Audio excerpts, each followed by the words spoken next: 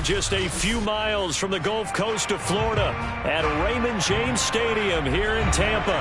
Just a short time ago, the Buccaneers emerging from their tunnel to the roar of this frenzied crowd here in the Sunshine State. And we're in the big ship, and fittingly, everyone here ready to do battle as Tampa Bay gets ready to match up with the Dallas Cowboys. And Tampa Bay trots out there now.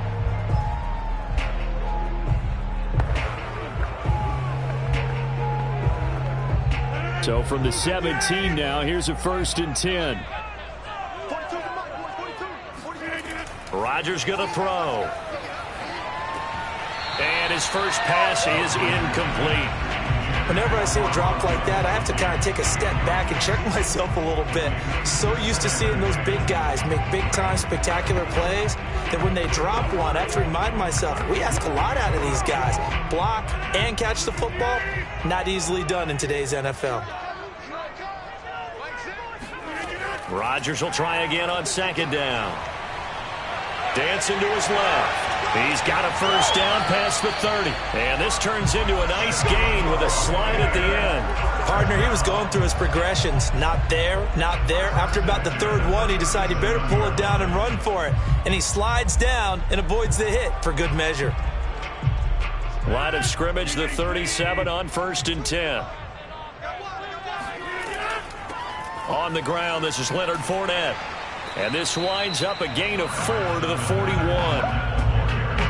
End result of that one, a nice 4-yard gain. So you can use that to set up your play-action game, or you can come right back and continue to run the football because as an offensive play caller, you're on schedule and feeling pretty good about your next couple of calls.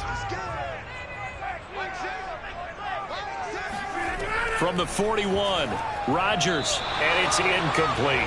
From the snap, he certainly looked like he knew where he wanted to go with the ball, but surprise, that guy was covered. So that took his attention elsewhere to no avail.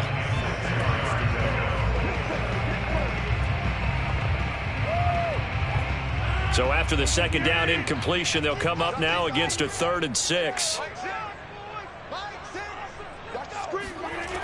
Shotgun now for Rodgers. It's caught by Mike Evans. And he is going to have the Buccaneers 1st down as they're able to get the 3rd down conversion. That was a fun one to watch right there. A nice in-breaking route and plenty of room in the middle of the field. And he was able to get behind the linebackers and grab the completion for a really good pickup. So from Cowboy territory now, here's 1st and 10 right at the 40. Here's a throw to his running back. It's complete. And he'll go out of bounds after taking it a little further down inside the 40. 3 yards the gain there, 2nd down. And they're getting him involved early. You feel like they saw something on tape, or they just have a sense with him because he's had a good week of practice or something in that area that they want him involved. Just as you said, they want him to touch it either in the running game or the passing game, but they must like the matchups they're getting. And a short gain there down to the 37-yard line. A 1-yard gain there following the 3-yard pickup on 1st down. When we talk about defenders, specifically linebackers, keeping their eyes in the right spot. He had that eye down the entire time. And you know that's not easily done because they throw a lot of misdirection at you. They try and fool you and get your eyes in the wrong place. But you're right about that one. He correctly figured that one out and made a really nice play. And he's going to have another 1st down here as the tackle's made at the Cowboys' 19.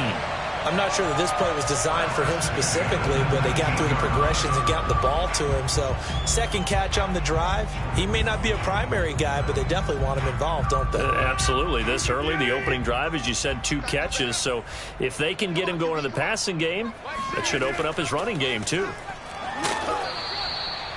Just a yard on the 1st down carry, so it's 2nd and 9. Watching that play unfold and watching him complete it brought back memories of doing all those pursuit drills to make sure you don't over-pursue and let a guy get a cutback lane on you. He did that very well. You praised him on tape yesterday for the angles that he takes to the ball. Took a great angle right there. Fournette once more on 2nd down. Down he goes at the 10 with a solid pickup of 8. The impressive opening drive continues and just space being created by those guys up front. We're seeing this the same way, aren't we? We are seeing an offensive line as this game gets started, as it starts to unfold, that they are dominating the line of scrimmage. They'll try and run for it with Fournette. And he gets the first down yardage he needs before he's brought down at the 6. A stop there on third. They could have held him to 3 on this opening drive. Now they have to bow their necks on 1st and goal. And if I'm looking at this from the offense's point of view, that's a big-time pickup right there. And I go right at them with another momentum play. I go quickly and attack them because right now they probably have their heads down a little bit since they didn't stop them on 3rd down. And in for the Buccaneers touchdown. Rob Gronkowski from 6 yards away. And the Bucs take the ball down the field and score on their opening drive. This is why a lot of play callers love play action in this spot. You just want to freeze the linebackers just for a second. Then you got a chance to get a quick pass into your tight end right behind them for a touchdown. Extra point up and good by Succa. And it's now a 7-0 game.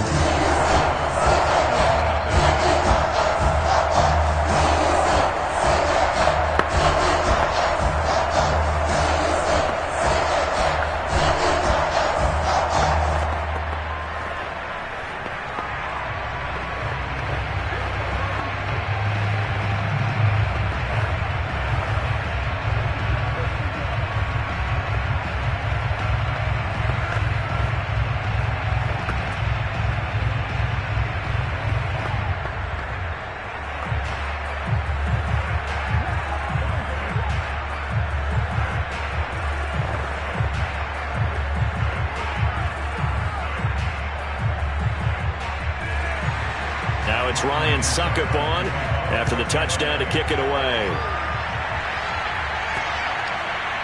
On the return, Tony Pollard from his end zone. And they're going to start in a hole as he's brought down at the 11. Dallas offense set for this next drive.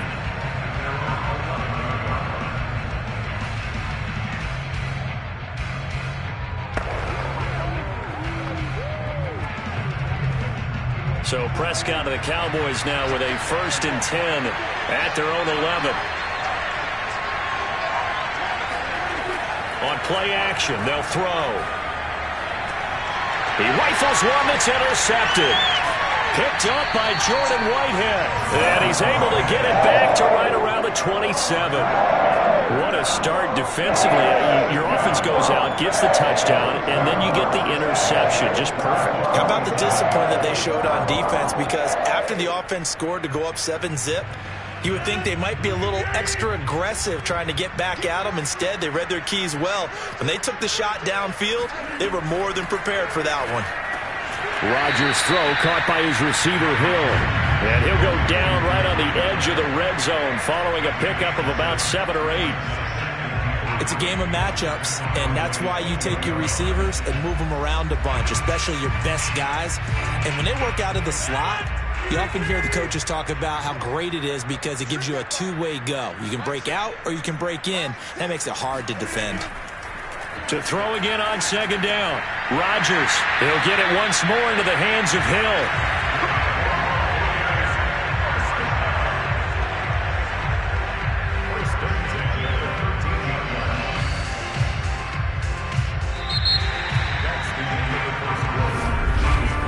After 7-0 on EA Sports. Second quarter now in Tampa Bay. It's the Buccaneers in control of the football. From the 13 now, they work on 1st and 10.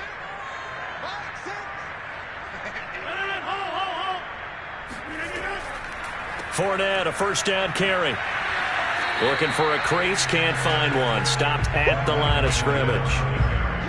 No gain on the play. It'll be 2nd down. I know that speed is the hallmark of today's NFL game, but the key to good rushing defense is still having your linebackers set the edge. So after the run for no gain, here's 2nd and 10. On play action, Rodgers. And Evans calls it in. Touchdown, Bucs. Mike Evans there to make the grab. And the Buccaneers here finding a way to stretch their lead. Oh, such great concentration there, going right up against the side of the end zone, but able to get the feet in bounds. There's so many things that go into that catch, and you just mentioned the concentration, being able to catch the football, get your feet down in bounds, hang on to it all the way through the process of the catch. That was a phenomenal play.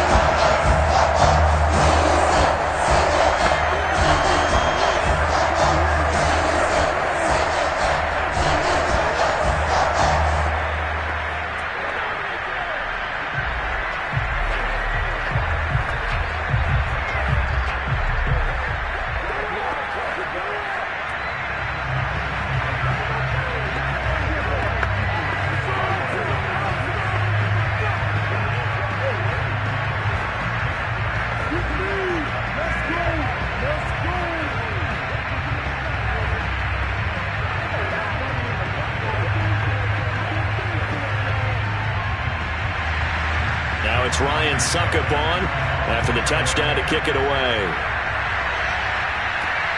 This fielded right at the goal line. And that decision to bring it out ends up not being a good one. Costs him about 5 yards as he's tackled at the 20. Second drive forthcoming here for the Dallas Cowboys.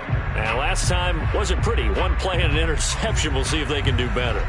I want to see if they want to go ahead and throw the ball again now on this drive after what happened on the last one. Throw it on the first play. Give the quarterback some confidence. See what happens. They go back to the air here after the INT on the last drive. And he's got Ezekiel Elliott. There's a nice move. And he is finally out of bounds, but not before taking it down inside the 30. A big play here for Dallas. The thing that hurt on that play, the missed tackle, that allowed the extra yardage. It's a matchup game in the NFL. You get the guy that you want isolated, have him miss a tackle, and off you go. Off the play fake, Prescott. And he's going to go down. They get to him back at the 40. Vita Vea never giving up. He works his way to the QB for a loss of 12.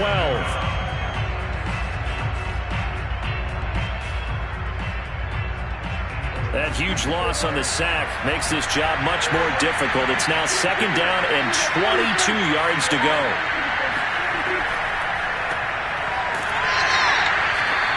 And they only get a yard back there. They'll be left with a third down and long.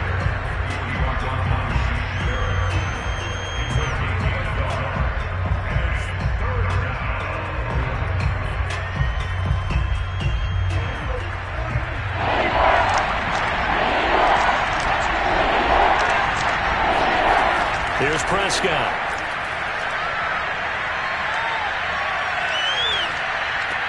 They'll set up the screen to Elliott.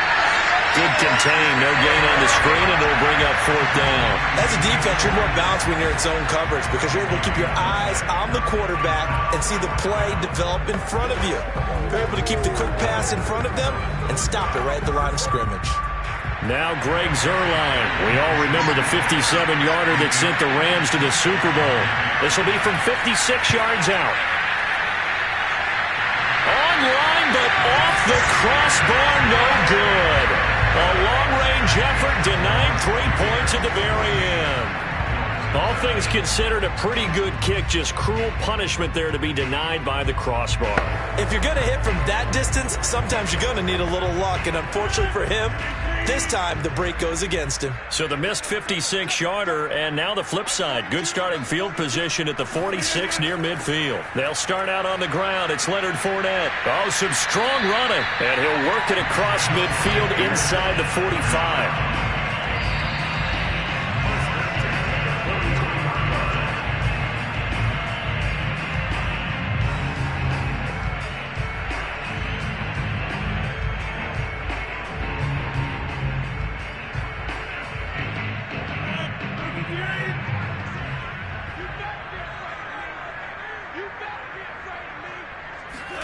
Rodgers now on first down. That's complete. It's Chris Godwin. 7 yards to pick up there. I know many people like to throw to the tight end, maybe in a little flexed out position because he creates mismatches with his size. The slot receivers do the same thing with their quickness, their speed, and their route running savvy.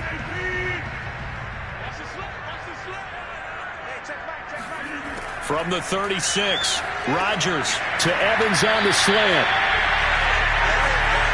The start for them near flawless. Defense gets them a 3 and out. 2 quick pass connections on offense. So that's how a team works together. Just what you described. Get them the ball, give them a little momentum, and they're capitalizing off of that. Thanks a lot, guys.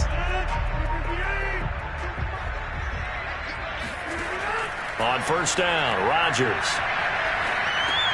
Over the middle, he finds Godwin complete. And inside the 20 before he's brought down. Now, after the completion, we're going to get a timeout, an injured player. While the training staff works on him, we'll step aside and be right back.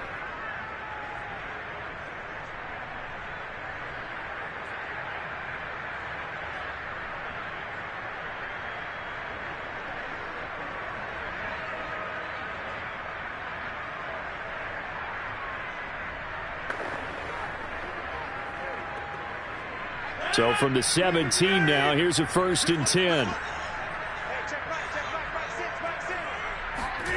Rodgers to throw once more. Being chased out left.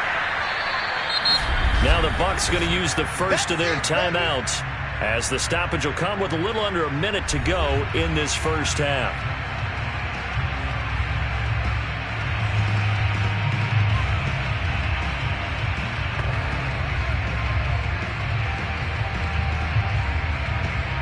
Here's 2nd and 9.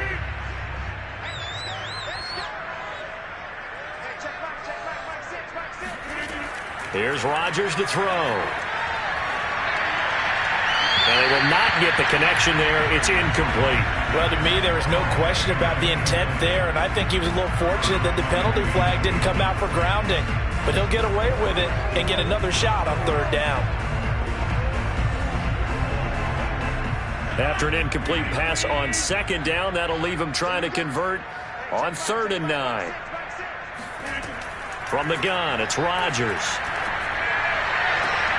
Looking end zone, but it's incomplete. They certainly had good starting field position on that drive, but couldn't do anything with it after 3 plays.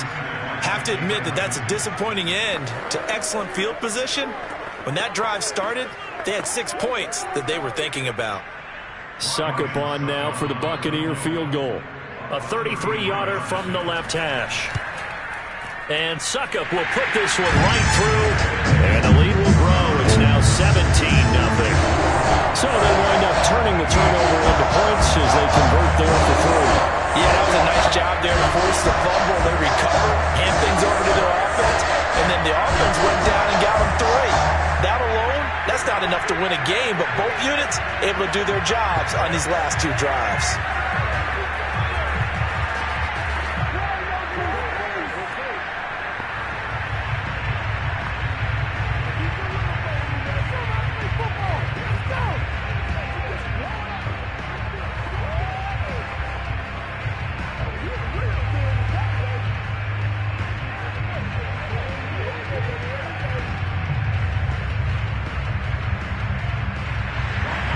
Succop now set to kick it off following the made field goal.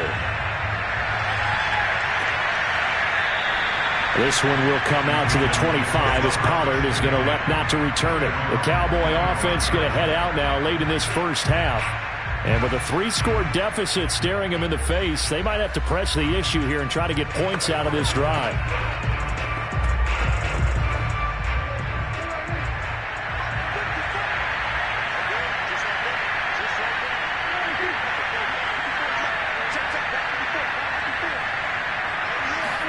First down, Prescott. Man open, that's complete to Dalton Schultz. The Cowboys going to use their 2nd timeout now, as it'll come with 36 ticks to go in half number 1. And now Dallas gets set to take the field. And with great starting field position and 1 timeout in their pocket, they could still come away with points here in the late going. First and 10 here. You know, if they could just get 3 out of this, there's something about narrowing it to a 2-score game at half that makes it feel like much less of an obstacle. And that one will fall incomplete. Clock here now just under 30 seconds to go in this first half. Not only did he have a chance to scan the field there, it felt like he had a chance to scan it twice. The protection was that good. Unfortunately for him, the coverage downfield, equally good. To throw once more on 2nd and 10. Prescott, he'll get this complete to Cooper Kupp. They get 7 out of that, so they're left with a 3rd and 3. Now a timeout called for by the offense as the clock will stop with 21 seconds to go here in the first half.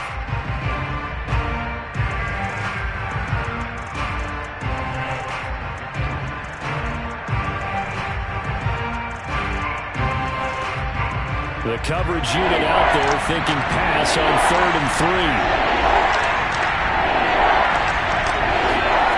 Out of the gun, here's Prescott.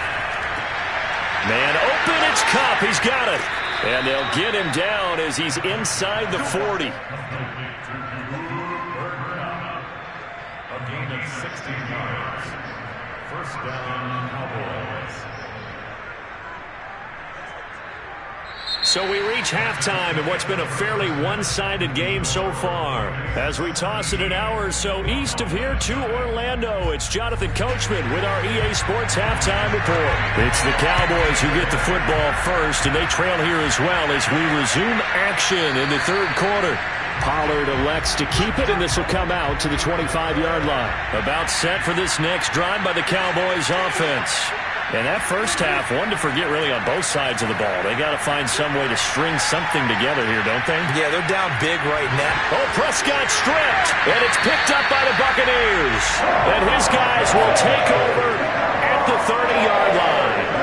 Well, if these guys wanted to get back in this game, they needed an almost perfect second half, and down 3 scores. A lost fumble here certainly doesn't fit into that plan. That reminds me of my plan in college to get an A on the papers I turned in, but that didn't work out too well either. Too many mistakes by both of us.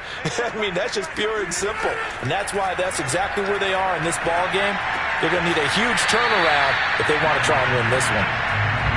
7 yards to pick up there. Not a big window to throw. Coverage wasn't too bad there. Yeah, they had him under wraps pretty well, but somehow able to muscle his way open and catch the ball.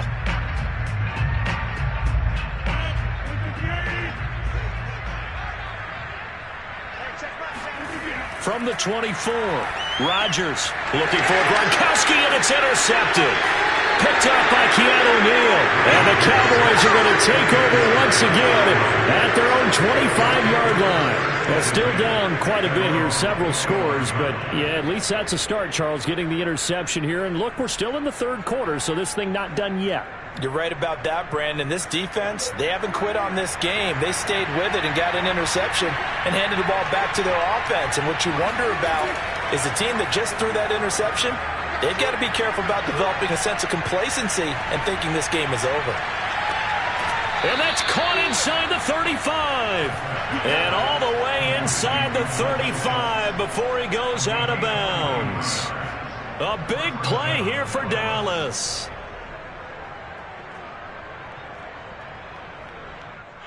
Bruce Arians taking exception to that last call, and he's going to throw out the challenge flag.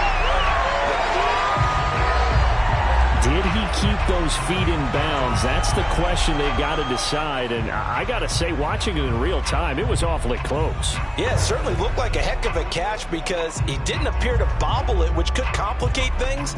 But even with the benefit of replay, that's pretty tight. Well, here's the call. On 2nd down, Elliott. And this is going to be a Cowboys first down as the tackle made here at the 36. What makes a draw play like that successful? Well, we did see where he made the first wave miss, and that was a big part of it. But a lot of it is just being actors back there, making the defense think it's going to be a pass. So after a good run by Zeke, another 1st and 10. Going to give this time to the tailback. And they're going to stop it right at the line of scrimmage. Just no cutback lane to be found whatsoever. 2nd and 10. Absolutely love the effort there. The ability to flow from his inside spot and stop that one at the line of scrimmage. Nice linebacker play. 2nd and 10.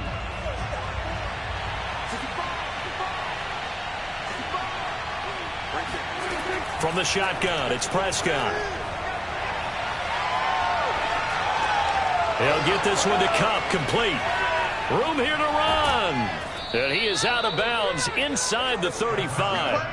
A big play that time on the catch and run. But look what we have here, a sustained drive, and that was certainly AWOL in the first half. They really struggled to try and move the football. But right now, they certainly seem to have the formula working. Let's see if they can keep it up. Still in search of their first touchdown of the game, but they're on the move. 1st and 10. The give is to Elliott. And not a whole lot of room to operate there on the first down run. He gets maybe 3. But they certainly have been able to get him going and establish the run, so I think it's time to abandon that plan and start chucking it all over the park. And you know who's excited about that? The defensive front. They got a chance to pin their ears back and get after him now. The last run got 3. Now here's 2nd and 7. Prescott from the gun. And that's complete to Adams. And he's brought down, but not before he reaches the 8-yard line. Boy, how about the speed with which this offense can get down the field? It's taken them no time at all to get down here. Set up with a 1st and goal. 1st and goal, and they got to be thinking a chance to get right back into this football game. Prescott to throw it. To the end zone, but it's incomplete. The pressure there was definitely enough to make him alter his throw, because if he had time, he had a man wide open and had a chance to get it to him. Yeah, I think if he had just another split second, that's a completion and a touchdown. Nothing on 1st down, so the ball remains at the 8-yard line. 2nd and goal. Now Prescott. This one to Jarwin over the middle. They'll get this halfway home from the 8 to the 4 on a gain of 4. I'm wondering if the same thing went through your mind as mine. When I see a big man like that make a catch, all I keep thinking to myself is, big man with football. Look out, everyone. He may not juke you a whole lot, right? He may not run past you because of his size. You're talking about a guy weighing in the 270 range. But, boy, once he gets his mitts on the ball, he's going to be tough to bring down. To the goal line, but it's incomplete. It's been clear in this matchup which side has been the more physical one. It's been this defense. And here's another example on that last play.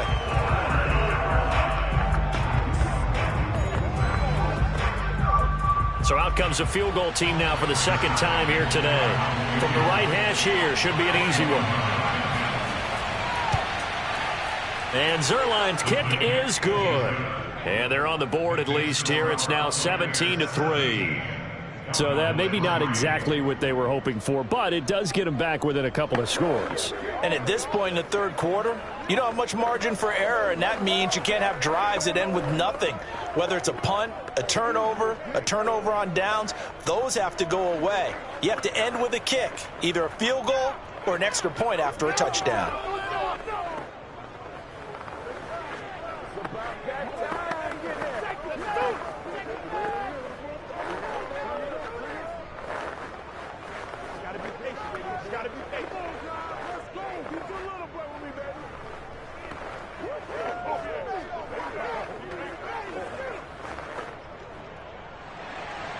The kickoff unit is out on the field, and they will send this one away. And this will come out to the 25 as Jones elects for the touchback. Here comes the Tampa Bay offense now heading back out onto the field. And following the interception, we'll see what they can put together on this drive. I can hear my old college coach right now. He always used to tell us before every game, the team making the fewest mistakes will win. What they're hoping is that last mistake is their only one of the game. Coaches, that's all they talk about, turnovers, right? Minimizing those and maximizing opportunities. And nothing much materializing there on the 1st down run. He'll get a couple, and that's it. An opportunity to get a drive started here at the end of the third quarter. What you're trying to do is break the game down a little bit. Don't let your guys see too deep into the game, into the future, and say, oh, we got to get here. No, right here, right in front of them, melt the clock down, get to the fourth quarter, try and keep going. And try to keep that lead. Exactly. Second down, back to Fournette. They'll only get a couple up to about the 30. Tough day, tough sledding right there, and it's been that way the entire game. Not a whole lot of room to ramble for him. Yeah, you're right. It's been that way all afternoon. Didn't get a whole lot better there.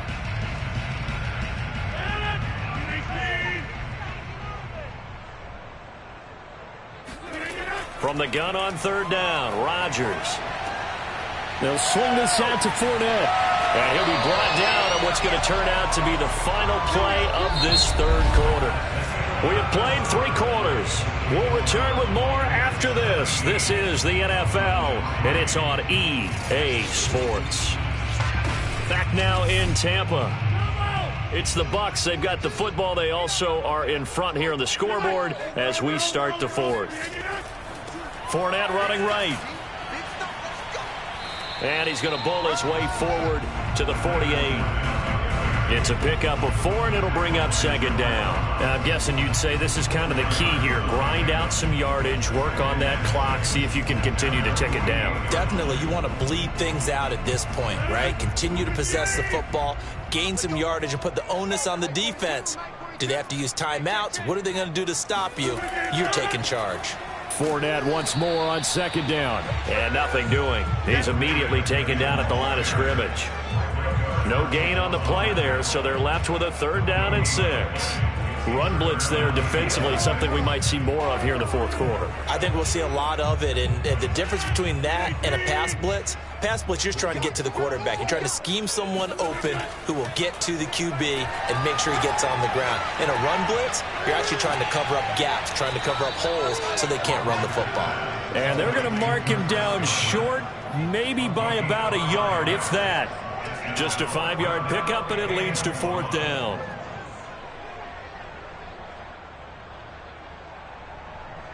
Here's Bradley Pinion now, as he should be able to pin him back deep here with his first punt.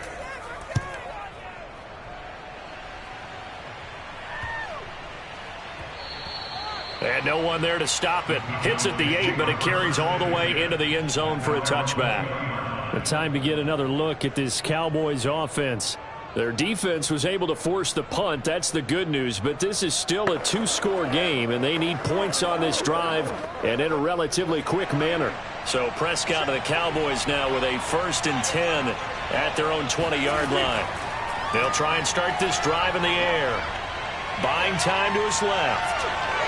And he'll protect himself at the end here as he winds up getting pretty decent yardage. Nice work to get 7 out of that, and it's second down. Now, that was not a bad scramble there on first down. He didn't force it, nor did he throw it away. He was able to take off, and now he made it a very manageable 2nd and short. Operating from the 27 now. Here's 2nd and 3. Here's Prescott. And this is going to be caught, but they'll say out of bounds. So it's incomplete. Looked like he had a couple of different options as far as who to throw to on that play. And who am I to say this, but I'm not sure he made the right decision. Well, the window of opportunity is always going to be small in the NFL. That's why those quarterbacks who make quick decisions and have quick releases have the most success in this league. Play action now. Prescott. Letting one fly deep for Cooper. And this is caught on the sideline. Are the feet in? They are. What a catch. A big play that time through the air. 33 yards. Well, dialing up that play call certainly meant that he grabbed a little extra shot of courage on that one, because normally on 3rd and short, you're just trying to move the sticks, get the ball just past that line of scrimmage. Instead, they take the big shot downfield, and it pays off. And that is incomplete. Oh, the coverage a little too good there, and it's second down. They went with a dime look on defense. 2 extra defensive backs on the field and covered up essentially every blade of grass. That allowed them to disrupt the play. So after the incompletion on first, now 2nd and 10. Now Prescott. Over the middle, that's hauled in by Cup. And he gets this to the 35. Good for a gain of 5. One thing I think that's safe to say defensively, the tackling's been really good. And because of that, it's been very, very hard for them to move the ball because you're not getting the benefits of run after catch. They're tackling them almost on the spot. That means you have to run extra plays, harder to move it. Throwing, Prescott. He gets this into the hands of Cup once again. And he will have a Cowboys first down as they're able to get the third down conversion.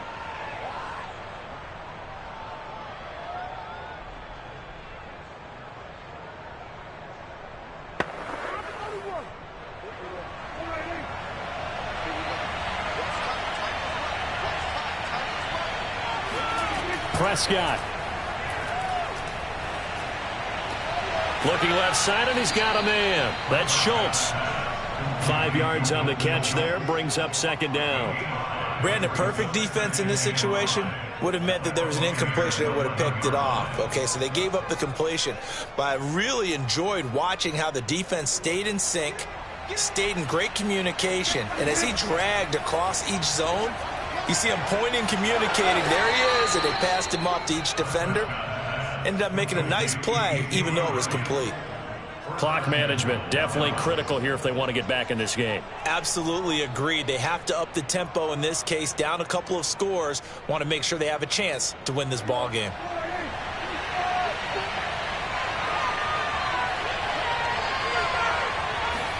To throw, Prescott. And down he goes. Pressure gets him back at the 14. Vita Vea in there to drop him as that clock continues to run. Well, there's still time to rectify this situation because the silver lining, they took a sack on 1st and goal. But that close to the goal line, that still definitely hurts. Counting down toward a minute to go in this football game.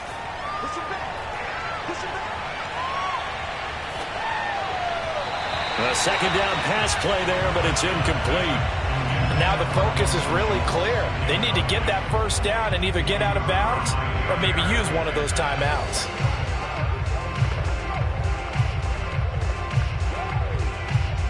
They've been denied touchdowns in the red zone twice already. Here comes 3rd and goal. Now Prescott. Eluding the pressure. And this is caught now for a late touchdown. So hold everything here. This one's not over yet. I'm not sure win-win is the... And now remember, all touchdowns are reviewed. And in a tight game like this, they're going to take a good long look at it.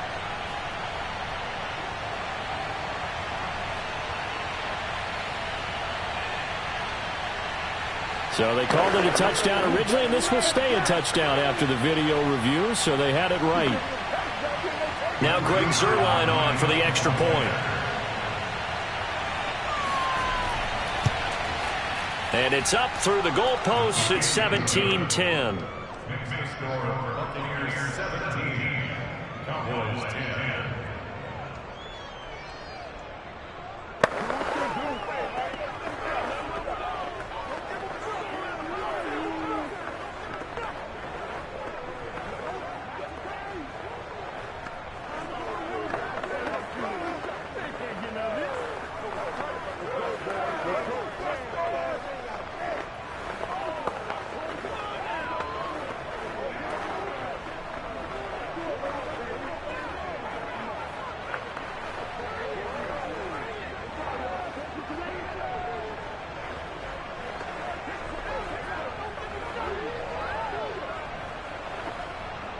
So a little under 50 seconds to go. Plenty of time if they can get this onside kick.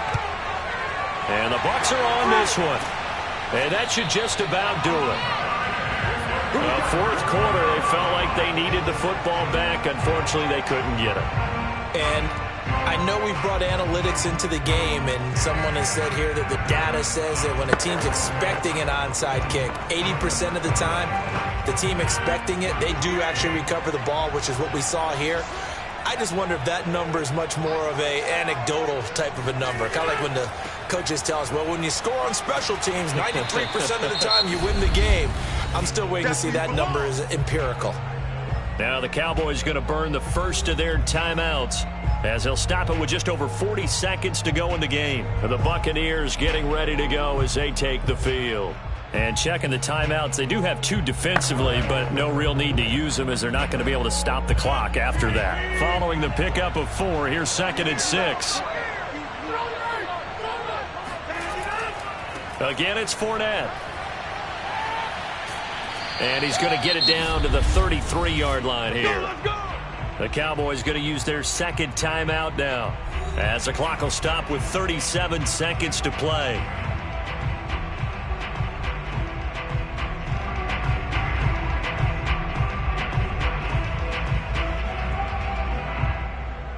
So signs of life in what's been a dormant offense in this second half. Here's 1st and 10.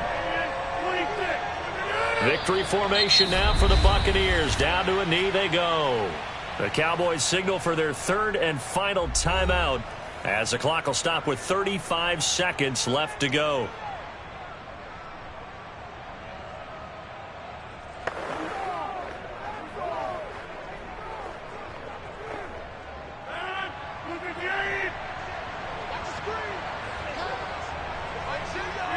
Rodgers will take a knee here, and that should be all she wrote.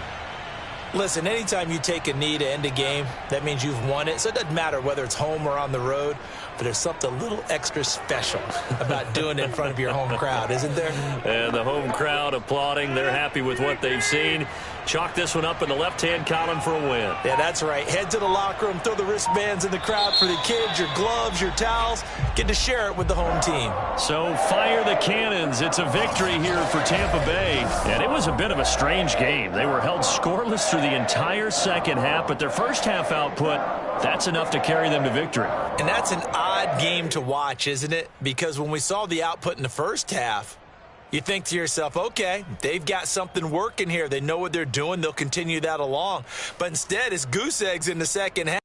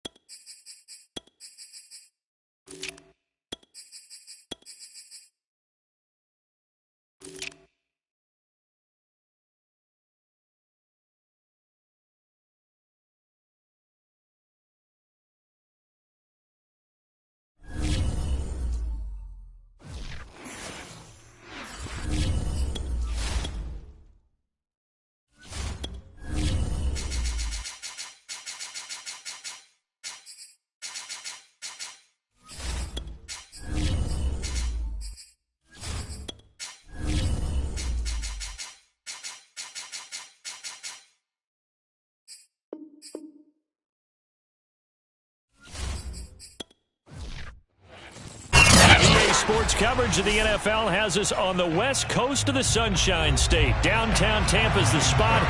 Raymond James.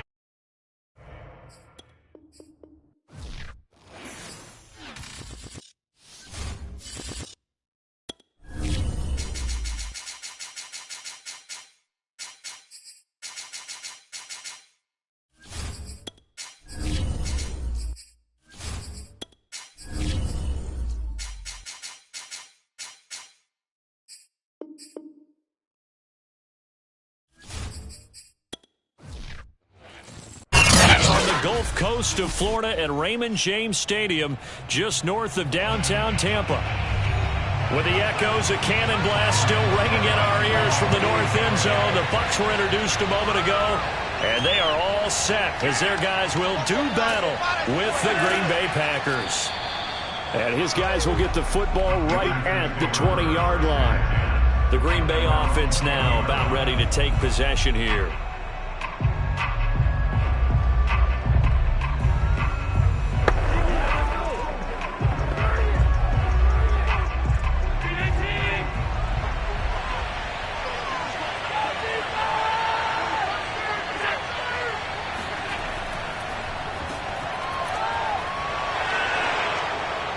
He'll be marked down at the 26 with a gain of 7.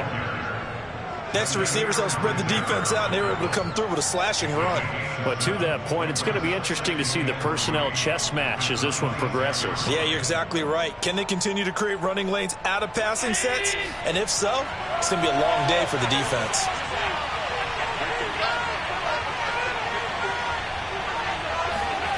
Throwing on 2nd and 3. Allen completes it left side to the tight end Lewis. And they're able to get this one across the 35. As far as tight ends go, this guy's not a speed burner. He's much more of an inline blocking type of a tight end. But how about this last play? Made a nice catch and picked up a first down. That's what impresses me about him. When he's called upon, usually done. They run the option here on 1st and 10. And a 6-yard gain gets him right around the 43. Now that's what he can do when he keeps the football. It's not a huge gain, but it shows how hard it can be to stop him. Yeah, and I thought the defense had that one pretty well contained, and in fact, they probably came up and felt pretty good about what they did. Then they looked up and realized he still got good yardage out of it. He's a tough guy to stop. On 2nd down and 4, Allen.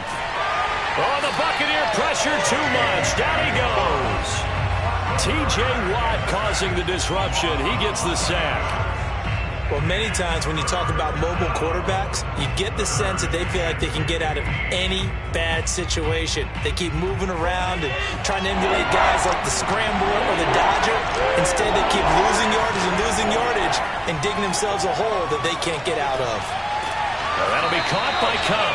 And he'll go down to the ground at the 39, and obviously that's well short of the first. It's a gain of 6, but not enough, as they'll be forced to punt on their first drive of the game. On 4th down on is Corey Bojorquez to punt.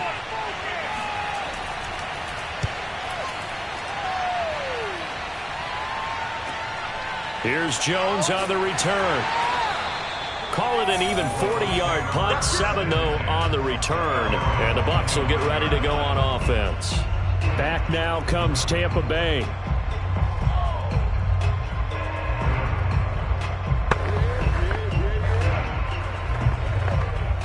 Brady and the Bucs now with a 1st and 10 at their own 25-yard line. A first carry for Leonard Fournette. And he's going to take this ahead for right around 3 yards, but no more than that. 2nd down. Well, that's just a pile of bodies there, and that's when you kind of find out who's a tough guy, right? Who can stand up and make a play. It was only a 3-yard run, but for both sides, they had to walk away from that feeling like, okay, I can stand up when the going gets tough in here. On 2nd and 7, Brady airing this one out for Evans. And that will be incomplete. Tried to dial up the long way out there, but it'll be 3rd down. Nice play there to force the incompletion. And to me, one thing's for sure. When you're the underdogs and you're playing on the road, you absolutely have to get takeaways. You've got to get the ball from them. Yeah, win that turnover battle, going to be key. They didn't get one there, but you get the feeling they keep making plays like that, they might just get a few. Yeah, once you get one, defensive teams think they come in bunches. It's caught by Mike Evans. The 20. Touchdown, Tampa Bay. Mike Evans, 72 yards. And the Bucs have taken a first quarter lead.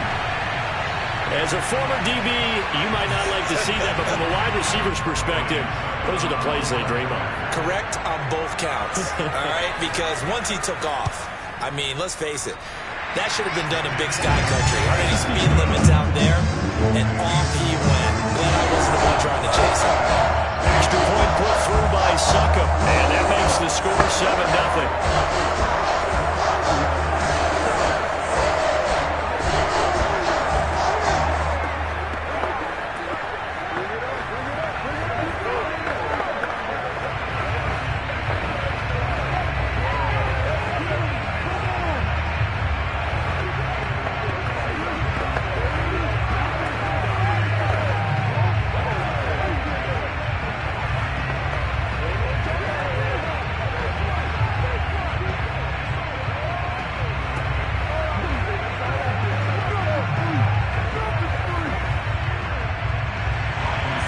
It's Ryan Suckup on after the touchdown to kick it away. Here's Jones to bring it out of the end zone. And he'll be brought down right on the chalk of the 20. The Packers offense here coming back out for their second drive and hoping to do better than they did their last possession when they punted the football. Appeal to the vanity of your offensive line. Tell them that they control your fate. Leverage guys. Win the line of scrimmage. If you do that, you start to win first down. You win second down. And guess what? You start accumulating first downs. And that's what they need in order to not punt the ball again. Allen now on first down. That's complete to DK Metcalf. And he's taken down but able to slip across the 35. Cool under pressure right there, escaping the pocket and finding what I think was not his primary target. And some of these guys are just so comfortable getting outside of the pocket that they'll do it on purpose. It doesn't even need to be a breakdown. They move, and they know it affects the defense because a lot of times you get lost in coverage in the secondary, and I think you're exactly right. Wasn't his primary target. Found a secondary guy who sprang open, probably because of his movement out of the pocket. Certainly a nice job there by the defense rallying to the football and getting him on the ground, but I think the play gets made by the defensive front because if they can't get upfield, their job is to go ahead and get low, almost get into a ball sometimes, stack things up, and make it difficult for the runner to find a hole. Allen's throw here hauled in by Cup. We've seen quite a bit of the short passing game here early on first quarter, haven't we? We have, and I think it works a couple of ways for this team because, number one, you throw the short game until they stop it. And if they're not going to stop it, you keep throwing it, and occasionally you'll break a tackle and turn it into a bigger gain. Also, if they start to creep up, start to pressure receivers, now you go over the top, take it deep, and now you get some of those big shots downfield. And down he goes, a Buccaneer sack. T.J. Watt able to get in there for his second sack of the afternoon. After one, 7-0 on EA Sports. The Packers with the football here to begin the second quarter. And they need to work to at least get some of this yardage back after the sack. 2nd and 19. Allen going to throw. Room to run past midfield. And finally brought down right at the midfield stripe. It's a pickup of 12, and that'll set up a third down. Well, that's what you're looking for when you want to throw the ball downfield. You want one of those guys who can play out on the perimeter, can play out wide, who can not only get open, but when they're covered, can uncover themselves downfield and create catches. From midfield, here's Allen. And this is going to be incomplete. Certainly appeared to take away his first read, and by the time he tried to look elsewhere and find an open target, the coverage was too good. That one falls incomplete.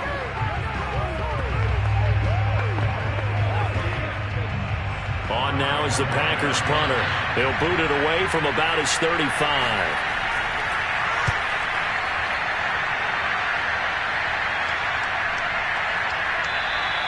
And he didn't quite have the backspin on that one. It hits at the 4 and continues into the end zone. It's a touchback. Tampa Bay, they're getting ready to set up shop here for their second drive. They'll be looking to duplicate the efforts of drive number 1 that resulted in 7 points in the 7-zip lead. Well, you know how much I enjoy horse racing, right? Looks like they caught a flyer out of the gate, as they would say when you run into big-time races. Means they get out to a fast start. They're setting the pace, making the other team chase now. And not a whole lot of room to operate there on the first down run. He gets maybe 3. Not a lot of running room there, not a place to make a cut and kind of exit out because they had everything bottled up. Looked to me like the linemen were taking on their blocks really well and giving up no creases. 3 yards on that last carry. Here's 2nd and 7. Now Brady. And this will be incomplete. Oh, man, that was close. The opportunity to change momentum, big play, right in his hands, unable to come down with it. A sigh of relief, no doubt, on offense that fell harmlessly to the ground. They head to the line facing a 3rd and 7 following the incompletion on 2nd down. Now Brady. Under pressure, and down he goes. Well, Zadarius Smith there getting in and bringing him to the ground. He seemed to have a reasonable amount of time in the pocket, but he couldn't get rid of the football, and the end result, Charles, him on the ground. Yeah, he's got to keep an internal clock to go along with his offensive line. When you're talking about 3, 4, 5 seconds, that's a reasonable amount of time to expect to deliver the ball downfield. So great to try and complete a pass, but it's equally important to know when to throw the football away, too. A 41-yard punt there with no return. And it'll be Packer football here. 1st down and 10. Green Bay's offense ready to go again. They've had it twice. They've punted twice. Not the start they were hoping for. Not at all, and let's face it, every facility we visit, everyone talks about converting on 3rd down, how big that is. In this situation, they've had to punt it away twice, so they're furiously going over things on the sidelines. What do we need to do to pick up a 1st down and change our momentum? That would almost intercept it, but it's incomplete. Not a good throw there, and it'll be 2nd down.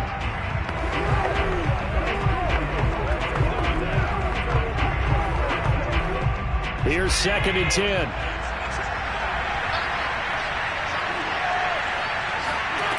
Here's Allen. Oh, the Buccaneer pressure too much. Down he goes. T.J. Watt getting him once again his 3rd sack of the afternoon. He continues, Charles, to be under constant pressure, and these sacks, they're starting to pile up. And if they want to have a realistic chance in this one, they've got to change their blocking assignments. They've got to do a better job to keep him upright. If he's going to be on the deck constantly, they've got no chance to win this game. That is caught. It's the tight end, Tunyon. And he's going to have a Packers 1st down as they're able to get the 3rd down conversion. Thus far, it hasn't been a real fun half for them, but a play like that may get them off the schneid a little bit, get them loosened up and moving. Kind of seems like they've been sleepwalking and still sitting on 0 points. And it's not always making an adjustment. Sometimes it's just going back to what you know can work and finally getting it done. An opening there on that 1st down run as he gets this forward for about 8 or 9. That looks to be 8 officially, so 2nd and 2.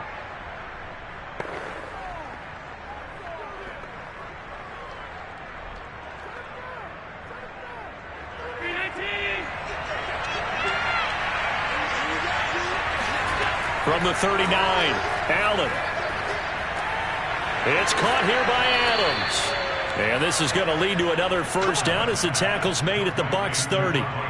Well, they brought the pressure, and that meant man coverage behind him, so he's still able to complete the pass. Even as he took the hit. And that's what you have to do, because I was just talking with a coach the other day, and he said, look, it's not always going to be pretty back there. You're going to have to give me completions. Even when you're taking some hits, sometimes you have to be your own blitz control, for lack of a better term. Got to make completions, step up and make those throws, and he did that. They've given up a few 1st downs on this drive, but getting the incompletion there, that should give them something to build on and maybe turn the tide. So now 2nd and 10 after the incompletion on first down. To the air, Allen.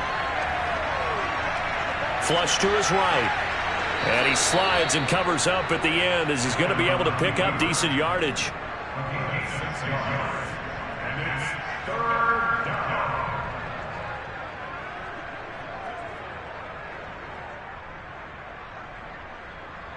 Here's the 7th play of this drive. This is 3rd and 4. Allen. Forced out to his left. And he will slide to a stop. He does have the first down. The Packers going to use one of their timeouts as the clock will stop with 55 seconds to go until halftime.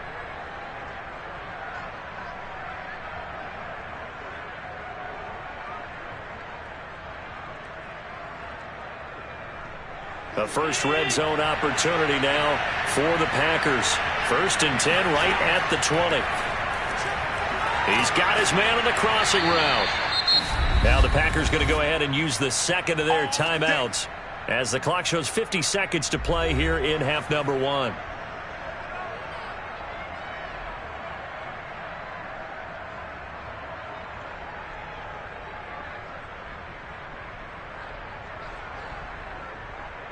A chance now to get even before the break as they come up 1st and goal. Allen now looks to throw. Touchdown, Packers!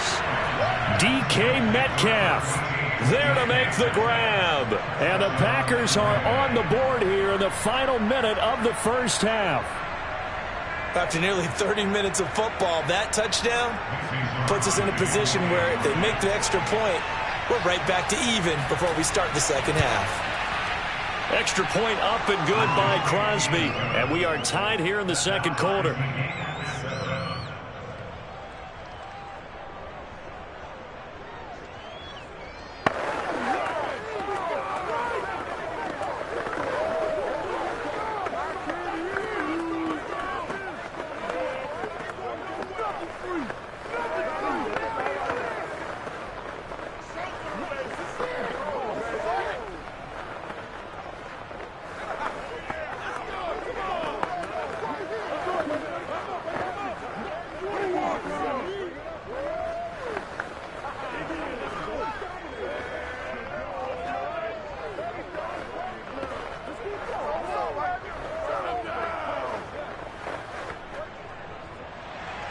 So all even at 7 now as they kick it away. Here's Jones to bring it out of the end zone. And only able to get this to the 19, so probably should have opted for the touchback. Well, the Bucs going to take over now late in this first half. And they've got a little over 40 seconds to work with if they want to try to put something together. So here's a 1st and 10 now down inside the 20. Working from the gun, it's Brady. And that's complete. It's Chris Godwin. Now the Bucs going to use the first of their timeouts as the clock will stop with 37 seconds to play in this first half. Well, the Bucs going to take over now late in this first half.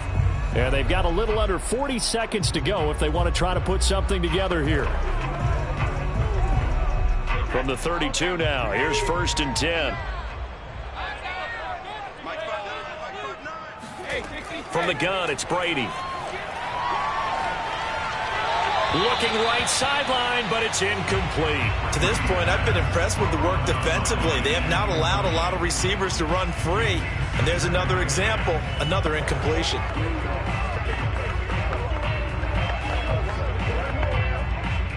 After the incomplete pass, here now is 2nd and 10.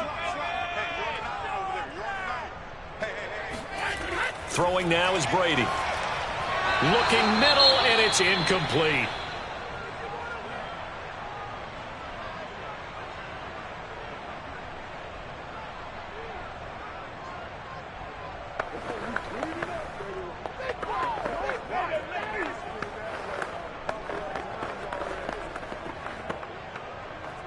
Now they face a 3rd and 10 after back-to-back incompletions. To throw is Brady. And going deep for Hill. And that went a little too high as it's knocked away and incomplete. Certainly no lack of aggressiveness here. They were hoping for the home run play to get them 6 points. They're hoping for a catch, maybe a call, but they figure they can at least get into field goal range with a completion. Here's Bradley Pinion now as he'll punt it away for the second time. His first punt, 45 yards. This looks good as well. So a change of possession here on the punt. And control of the football switching hands with very little time remaining until the half. The Packer offense heading back for one final first half drive. And they'll take over with just 16 ticks remaining before intermission. The clock showing just 16 seconds till the half as they line up 1st and 10. They'll indeed try to run it out as they start on the ground. And he'll just push his way forward for a few as the clock will run. 2 yards on the carry there. It'll be 2nd down. So a touchdown apiece. That's what we have to show at halftime as they head to the locker room. 7-7 our score. As we send you a stone's throw away across I-4 to Orlando. There standing by is Jonathan Coachman, ready with our EA Sports Halftime Report. Coach. And he will make it to the 20-yard line and no further. Out come the Buccaneers. They'll have it first to start in the 3rd quarter. It's a tie football game here. What do you think, Charles, the message was at halftime? Well, I think that they probably just looked at things and said, we're fortunate that this is a tie game. No need to panic. No need to change a whole lot. We didn't play anything close to our best in the first half, so we don't have to go out and win one for the Gipper. Let's just go out and play our best football and win one for us. Second half beginning with a run from Fournette. And they'll get 8 out of this before being stopped at the 28. And there we saw one of the downsides of blitzing during a rundown, because sometimes you get out of your gaps. You don't fit the run quite as well because you're headed towards the ball carrier with abandon. 2nd and 2.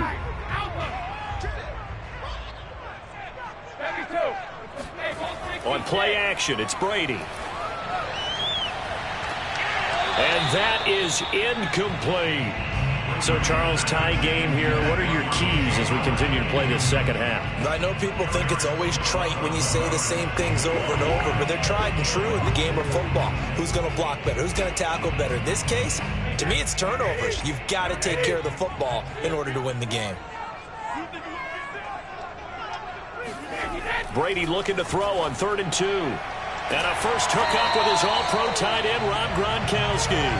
And he is going to have a Bucs first down as they're able to get the 3rd down conversion. And that's well executed there on 3rd down. And I love the confidence that they had to let their tight end try and find some space in the middle of the field, right in their quarterback's line of vision. And QBs love to make that easy throw, and they hooked up there for a first down.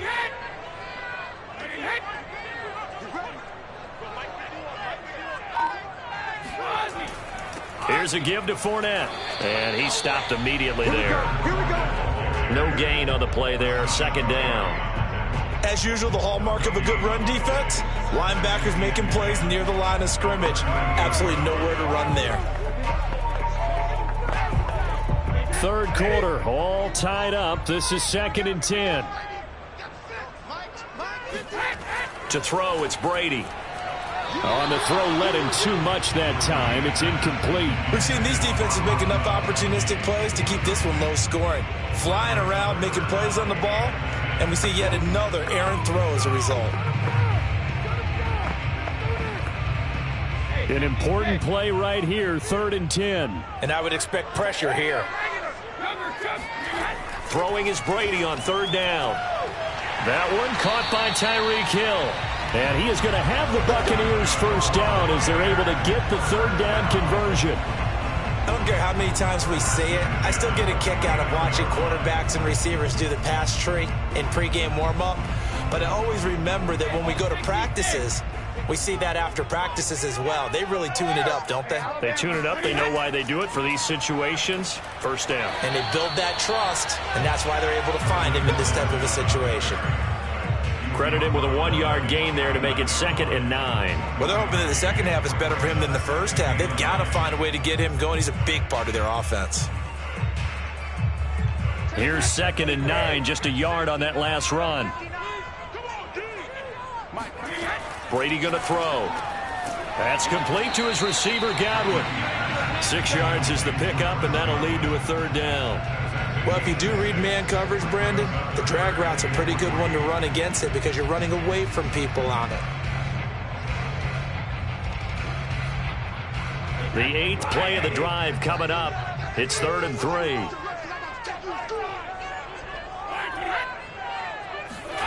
Now Brady. A pass underneath for Fournette. And he's going to have the 1st down at about the 38. Caught that look from you there, partner. I think we're on the same page on that one. Just his first catch. I think we both thought he'd be a little more active in the passing game. Let's see if that's the start of them trying to get the ball to him a little bit more here in the second half. So here's a 1st and 10 at the 38. They go back to the ground now with Fournette. And he is met at the line of scrimmage, and he goes down right there. And that one was relatively easy to see. I noticed that from up here. Yeah, it doesn't take a whole lot, does it? Sometimes you get multiples. What I always love on these offsides is when each side points at the other. Hey, you did it. No, you did it. They deciphered that one correctly. Now they'll try to take advantage of that offsides call. Here's 1st and 5. Here's Brady to throw. Looking for Godwin, and he's got it complete. And brought down, but not before they're inside the 25. It's taken a while for this offense to get going. A little creaky at the start, but they're oiled up now. A nice throw there, and they're really putting together a good drive.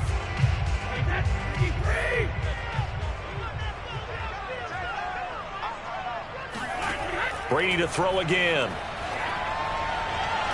And that is intercepted on the sideline. Wait, no. They'll say no. It was caught out of bounds. So this is just an incompletion here. I think when they get back in the huddle, the question will be, why did you throw that one? The coverage was incredible all over him. The only thing he didn't do after he caught the ball as a defender was get his feet in bounds. That should have been a turnover. On 2nd and 10, Brady. And he'll get this into the hands of Hill, complete. And he will be brought down at about the 6-yard line.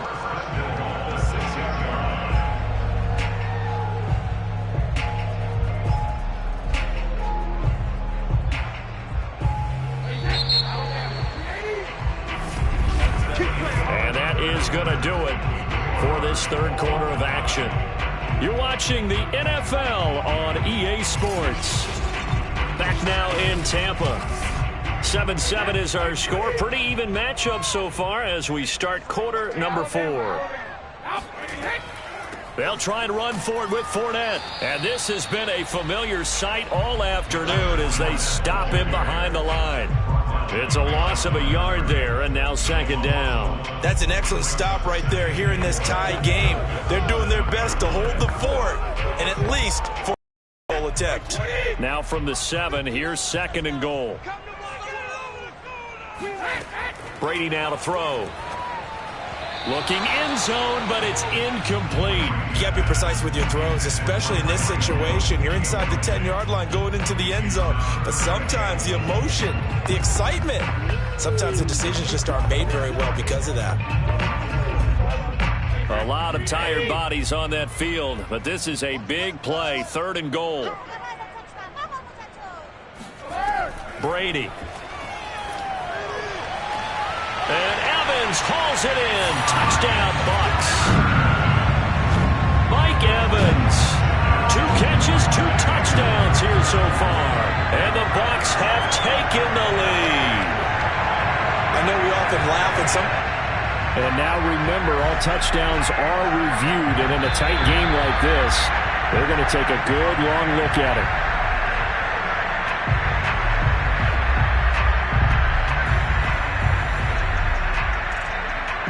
So they called it a touchdown originally, and this will stay a touchdown after the video review, so they had it right.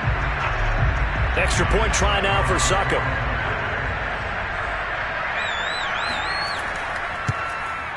And he's got it. It's now a 14-7 ball game.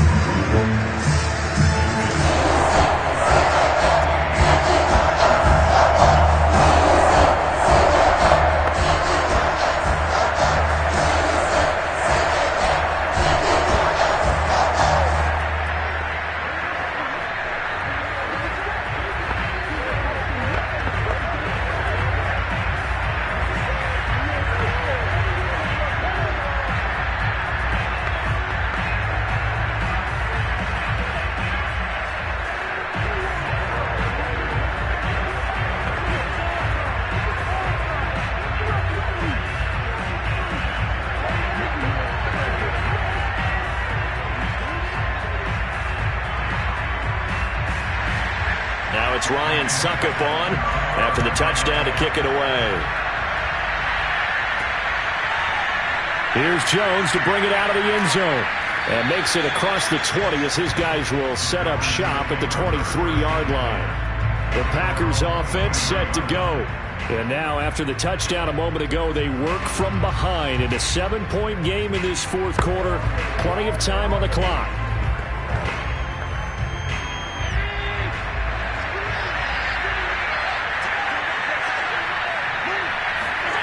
On first down, Allen. He'll get this one to Kupp, complete. 5 yards on the catch there, brings up second down. But it appears that they read man defense and went to the out route, and what you have to do on that one is the receiver's got to make sure he works the defender towards the middle of the field to give himself space to cut to the outside and have that ball delivered with good timing, and they got it done. From the 27, Allen. He gets this into the hands of Kupp once again. So 5 yards here, 5 on the play. And that's going to make it third down and less than a yard.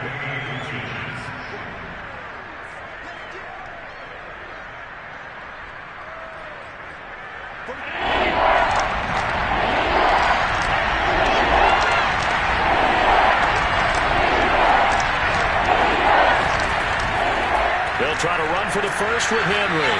And Henry fighting for the marker, but I don't think he got there. He did not. No gain on the play there, and it'll bring up fourth down. This run defense has been pretty stout all game long. Now you're here in the fourth quarter.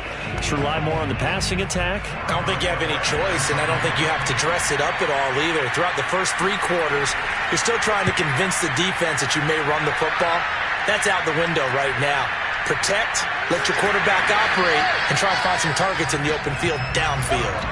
That'll go as a punt of 42, 7 on the return. And the offense will take over with a new set of downs.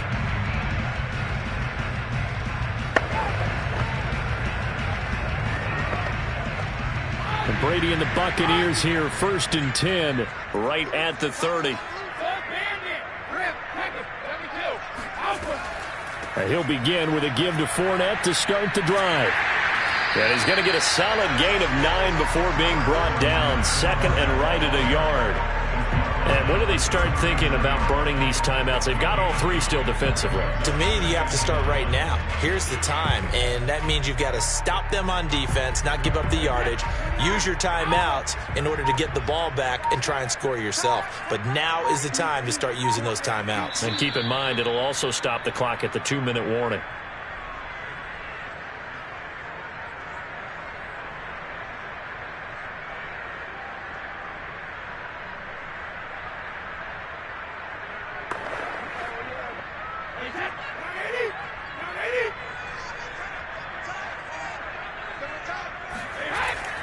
Second down, back to Fournette.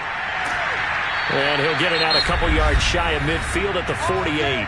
So fresh out of the 2-minute warning, and here's another timeout taken with 1:55 remaining.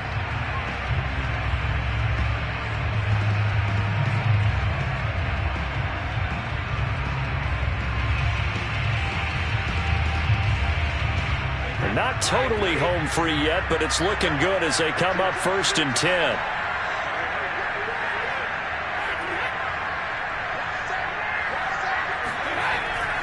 Now Leonard Fournette. And this time he's not going anywhere. They'll get him down right at the line of scrimmage. And now with 1:52 to go, we get another pause in the action. A timeout here defensively.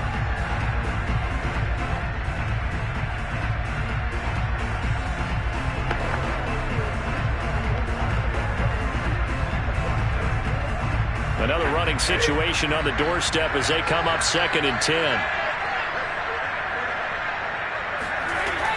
They'll try and run some clock with Fournette. And this will be taken across midfield and into Green Bay territory.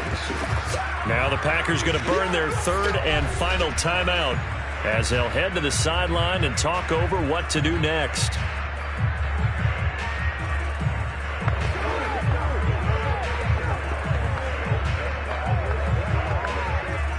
The Packers bringing in an extra member of the secondary here to try for the 3rd down stop.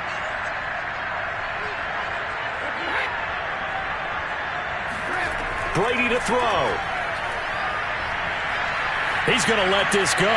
Back of the end zone. And look at this. They get the turnover they needed. It's intercepted. Picked up by Jalen Ramsey. And the Packers are right back in this football game. The Packer offense ready to get their next drive underway. And that one drops down, incomplete. Good coverage there. Forced the ball free, and it's second down. And a tight game after punting last time. See if they can get something going on this drive. As they head to the field now, with the game this close, you've got to feel there's a sense of urgency for them going on offense right now. But they have to do it without letting panic creep in and affect their play. Another throw on second down, and this one incomplete as well. So back-to-back incompletions, now 3rd and 10. And first things first, before you think about marching the ball down the field, you got to move the chains. You're exactly right. Got to get back into focus here. Get the first down. That's what's vital to them. So back-to-back incompletions, and that has him staring at a 3rd and 10. Allen. He's going to let it fly. And that will be incomplete. Well, they weren't scared to let it fly, but it falls to the ground and brings up 4th down. This defense looking impenetrable now. 3 straight incompletions. They're giving him nowhere to go with the football. Maybe a little frustrated back there? Oh, there's no doubt about it. When you've missed on 3 straight, there's going to be some frustration. But now he's got to make sure that that frustration is temporary, not lingering. Big throw coming up. Now a desperation throw deep downfield. And it's incomplete. Took a shot, couldn't connect. They had to go for it with such little time remaining. And now possession's going to go over with a football at the 20-yard line.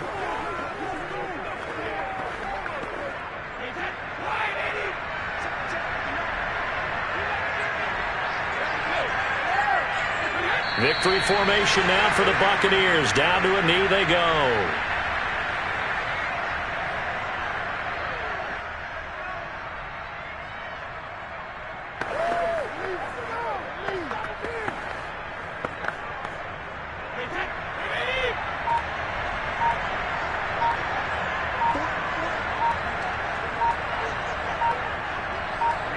Victory formation now for the Buccaneers. Down to a knee they go. I don't know about you, partner, but watching them take the knee there and finish this one off, I feel like I'm going to be sore tomorrow. This was one bruising affair. Low scoring, but my kind of football. Not a work of art, but maybe in your world, a little bit of a work of art. You like the defensive side. I thought it was pretty. I can't help myself. I thought it was pretty. And it ends in a kneel down as the clock rolls down to zeros. So time has run out on what will be a Tampa Bay victory. And it was their defense that really made the statement after the break. They pitched the second half shutout. Yeah, think about the team that just got vanquished. They did score in the second quarter. Do you think they thought at all that that would be their last points of the game? No.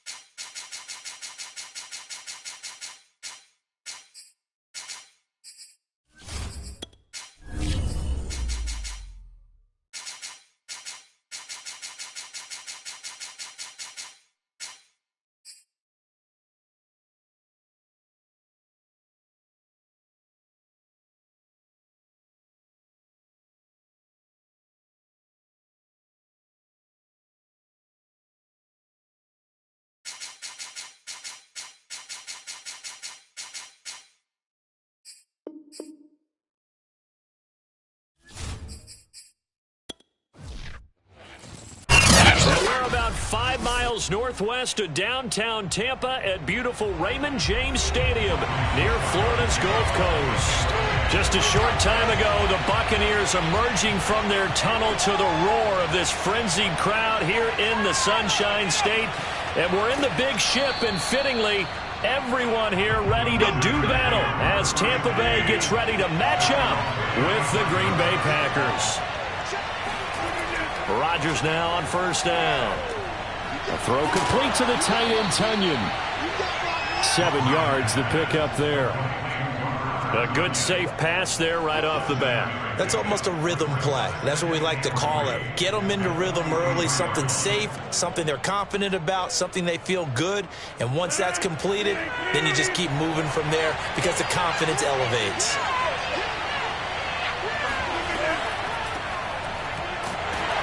And he's going to be met at the line of scrimmage and taken down. Call it no gain that time as it's going to leave him with a third and about 3 to go. And the big fella stuffed that one up in a big way.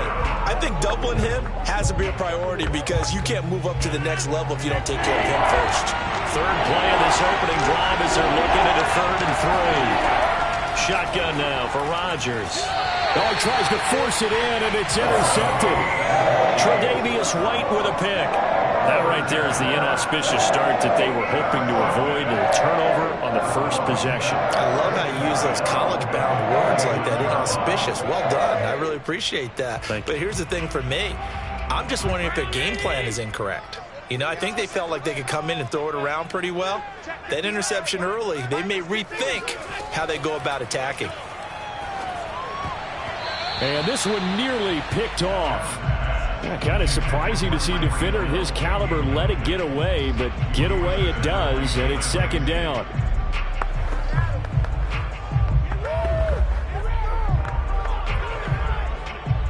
An incomplete pass on first down. That leads to a 2nd and 10. Now Allen. He'll set up the screen to Fournette. And that play will go nowhere. Losing yardage back near midfield at the 49. It'll go as a loss of a yard, so now they deal with 3rd and 11. Well, so much for bluffing the defensive line into thinking that they were going to be able to get to the quarterback. Instead, they sniffed out the screen pass and made a really nice play for lost yardage. Throwing is Allen on 3rd. And that is incomplete. So the defense able to get off the field here on 3rd down. And it's one of the goals of the game. They've got to be effective on passing downs. It's one of the few things defenses chart. How did we do on 3rd down? That's a nice start for them in this one. So on now is the Clemson man, Bradley Pinion, to punt this one away. This is away, but boy, headed straight for the sidelines. No returning this one. It sails out of bounds, and they'll spot it right at the 20. And Packers offense here coming back out for their 2nd drive. Now, they were intercepted the first time they had the football, but now they get it back, and it's still 0-0. And because of that, you know what the thought process is? Interception. What interception? It didn't really happen because they gave up no points. So go back on the attack. Go back and run the offense you believe will be successful. Find your playmakers and give them the football. Now he's going to swing this one out to his running back. Down he goes at the 23, a pickup of 4. All defenses worry that whenever anyone catches the ball and has a head of steam come out of the backfield, it can turn into a big play with missed tackles or he runs through people. But they were right there waiting, and they stopped him for a minimal gain.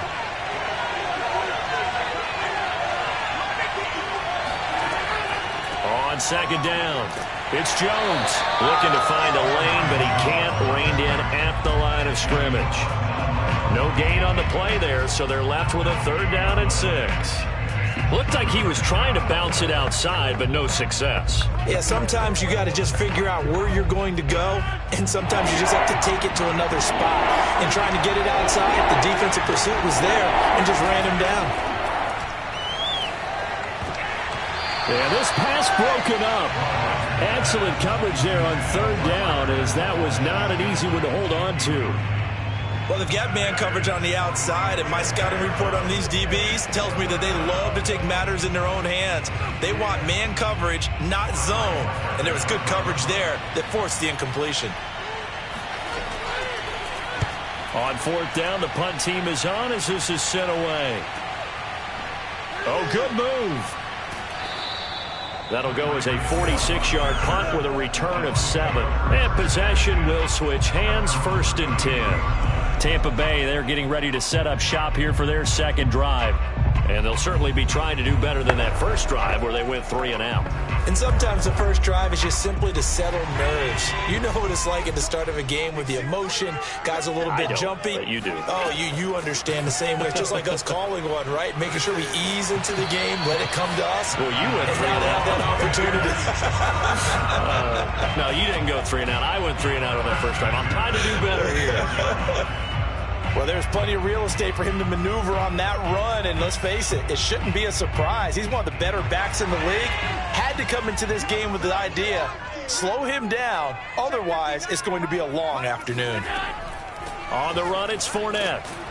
And he got blown up, losing yardage on the play back at the 44. 2 yards the loss, 2nd and 12.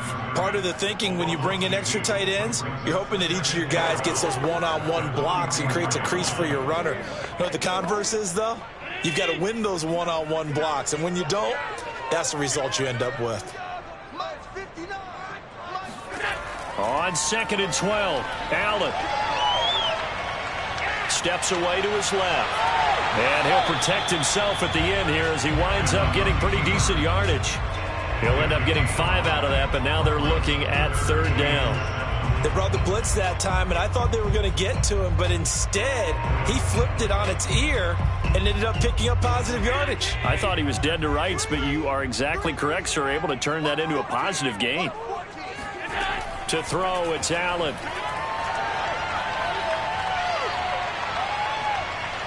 Dancing to his left. 1st down and more for Allen. And Allen will have the 1st down as he's able to slide to avoid the contact at the end. When they watch film of this game and hand out the grade sheets, he's going to really like getting a double plus on this play. Why? He scrambles and picks up a 1st down. But what else does he do? Protects himself by sliding and avoiding the big hit. Double plus, big time play. And now they'll throw with Allen. Being chased out left. And he slides and covers up at the end as he's going to be able to pick up decent yardage. No score after 1 on EA Sports. Second quarter now in Tampa Bay. It's the Buccaneers in control of the football as they've got it with a 2nd and 3 forthcoming.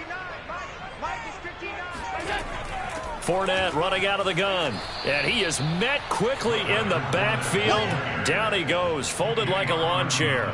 It'll be a loss of a yard, and that's going to lead to a 3rd and 4 coming up. No daylight for him to run through there, and he ran into the defensive tackle, and that guy blocks a whole lot of daylight as it is. He is truly a big man who just made a big play. So the shotgun snap to Allen. And a throw there going to be incomplete. More problems here on 3rd down. They've converted only once so far in this first half. And you know as well as I do in this league, if you don't win on 3rd down, it makes it hard to win a ball game because then you're relying on your defense, you're relying on your special teams. You've got to get it done with your offensive unit.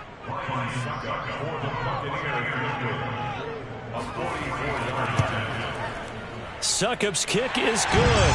And the Bucs take a 3-0 lead. So a good kick there, and they put the bow tie on it with 3 points. And let's face it, everybody wants a touchdown. We know that, but the NFL defenses are awfully good. You're not going to score each and every time. Be able to knock the ball through the post and take the throw. By the way, I said bow tie. I meant just bow. Not the tie, but yeah. Either way. You got it. I just went right past it.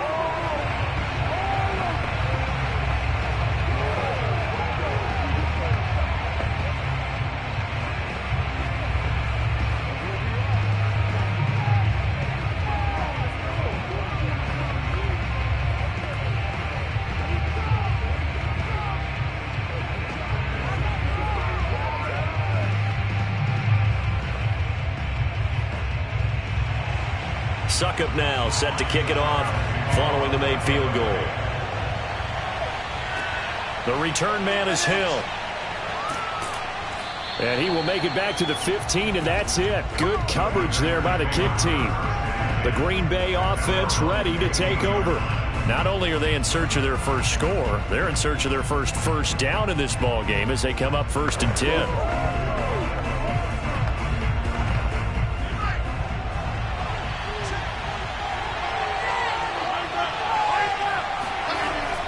They'll start the drive with a carry by Jones. And nothing doing. He's immediately taken down at the line of scrimmage. T.J. Watt in on the tackle. This defense tough to run against. And those linebackers, they'll go side to side up the field, and there they get them for no gain. If you can't get linemen upfield to the second level to occupy them, they have a field day just running to the football and putting ball carriers on the ground. Not many yards after contact when they wrap up like that. And a nice gain there as he'll be taken down just shy of the 20. Call it a gain of 4, and it'll leave him with a 3rd down and 6 to go.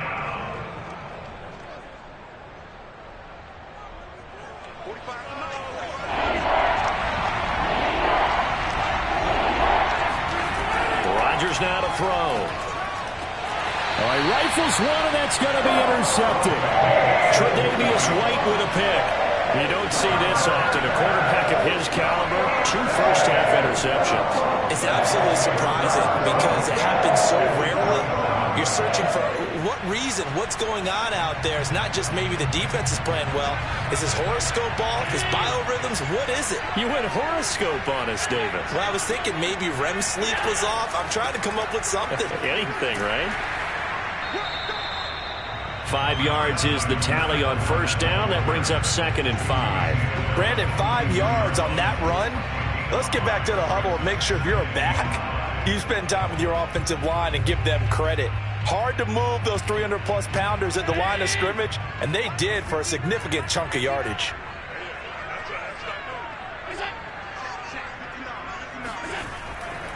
Fournette once more on 2nd down. And he's taken down after a gain of 3 as they move it from the 22 to the 19. Well, he hasn't made much of an impact in the running game thus far, and after that last run, not much is going to change in that area. He hasn't been able to get anything going, and really the offensive line not helping him much. The Bucs on 3rd down, just 1 for 3 thus far. Here it's 3rd and 2.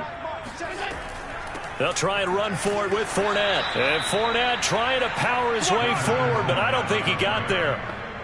No gain there on the play, and that's going to leave him with a 4th down. And he got off the end there very quickly to make that play. That was almost like the bullet train, wasn't it? I mean, just zoom. Quick, quick, quick. And what a terrific play, holding them to no gain. They'll go with a big bank Fournette. And he's going to have a 1st down here as he gets this one to the 17-yard line. 1st and 10 at the 17-yard line.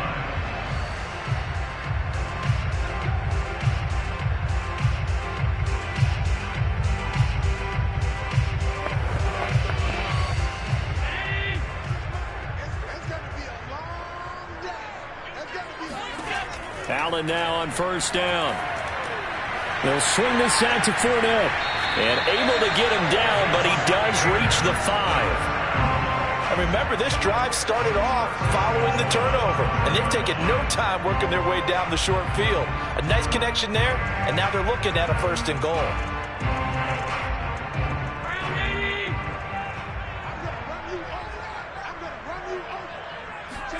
Allen now looks to throw. Toward the pylon, caught. And just shy of the goal line as he's out of bounds right at the 1. They'll contain him to just 4. 2nd down. Great footwork there, Charles, to dot the I's, stay in bounds, get both feet in. He's probably thinking, though, man, I made a catch like that close to the end zone. I should have scored. Yeah, there's always a regret when you're that close to the goal line. But let's go back to what you talked about before. Getting his feet down. Would you say dotting the I? I can cross the T as well. That was excellent footwork to get in bounds and make a great catch.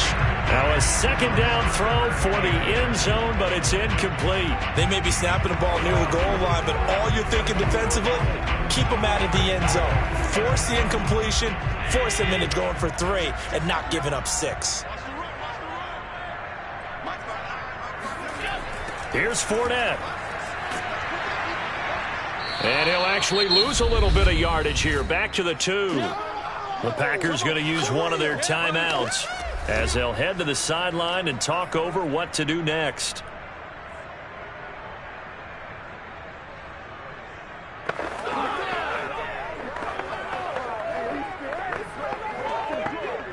Can this defense hold them out? Here we go now. 4th and goal from the 2.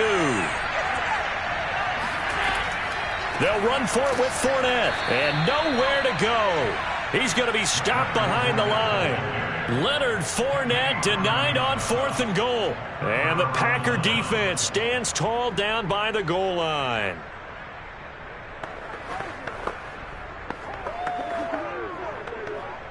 Three tight ends in the ball game here on 1st and 10. They'll start out on the ground with Jones. And a short gain here as he gets it up only to about the 6. Just a yard on the pickup there, and it'll bring up a 2nd and 9. That first down play, all you want to do is wedge out any type of space and try and create enough room. If you have to run the punter out there, he can successfully complete the punt. Yeah, didn't get a ton there, but at least some positive yardage.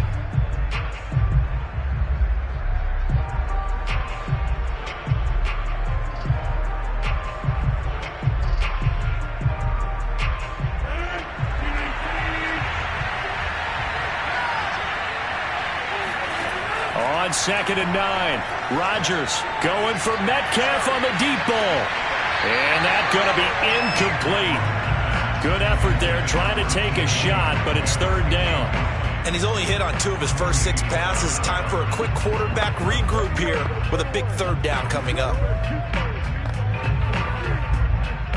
After an incomplete pass on 2nd down, that'll leave him trying to convert on 3rd and 9. To throw is Rodgers.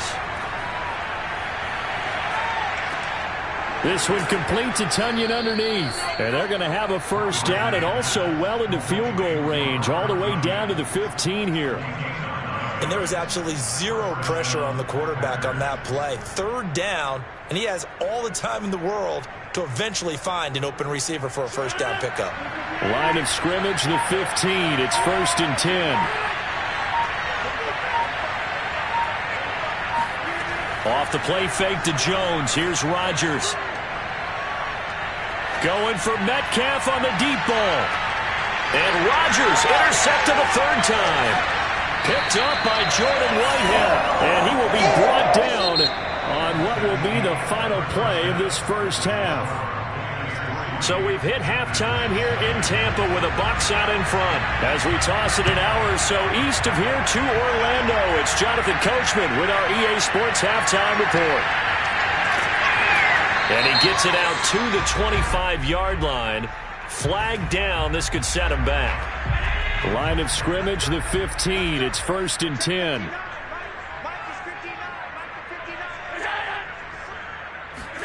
Tap forward by Allen on the jet sweep. And just no chance of turning the corner. He can only get back to the line of scrimmage. 2nd and 10 coming up. That's a nice job there defensively, being able to diagnose that little touch pass. They saw it coming, converged on him before he could get much out of it. 17, got it. Check him out. He's going to sit. From the gun, it's Allen. And that'll fall incomplete. He was hit just as he let that go. And now it's 3rd down. One of the great coaches said football's really a simple game. Rush theirs, protect yours. And he's talking about those guys throwing the football. In this situation, the rush won, hitting the quarterback and forcing him into an incompletion. They come up to the line now facing a 3rd and 10 after the incompletion. Here's Allen. That one caught by Tyreek Hill. Hill's hit, and he lost the football. And the Packers pick it up. And they'll have the ball set up in the red zone at the 16-yard line. And now, as with every potential turnover, they're going to take a second look at this just to make sure.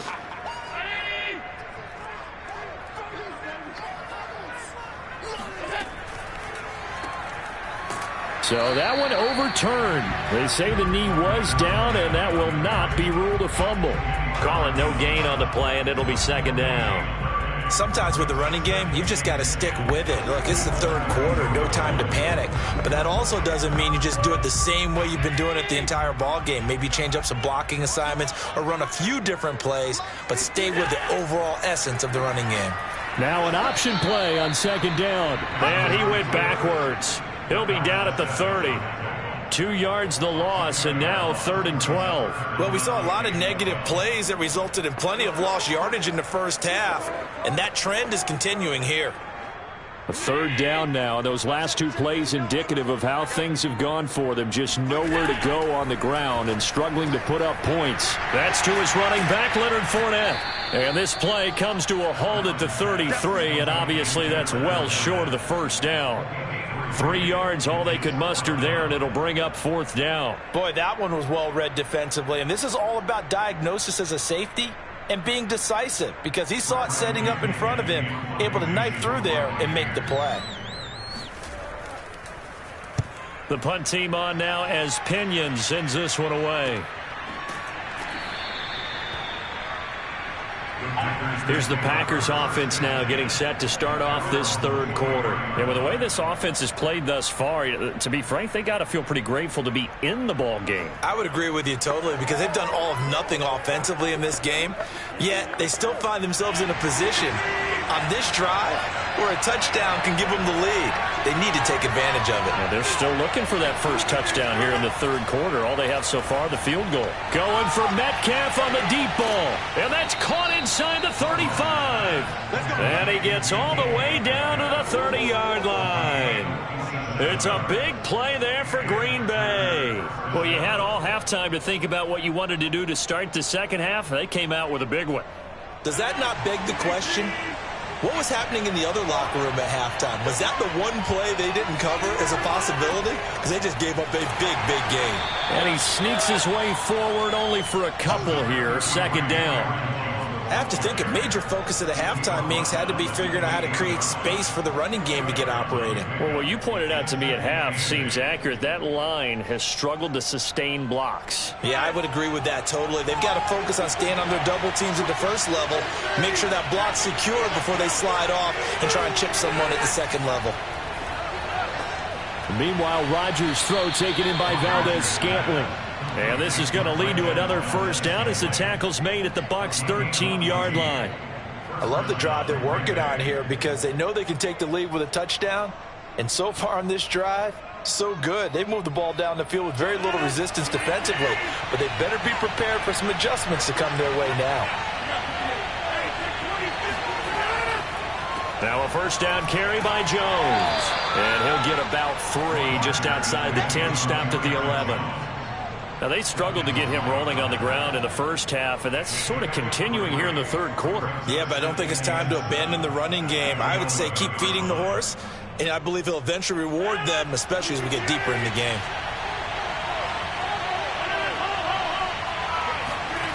On 2nd and 7, Rodgers, and Lewis has it, the tight end.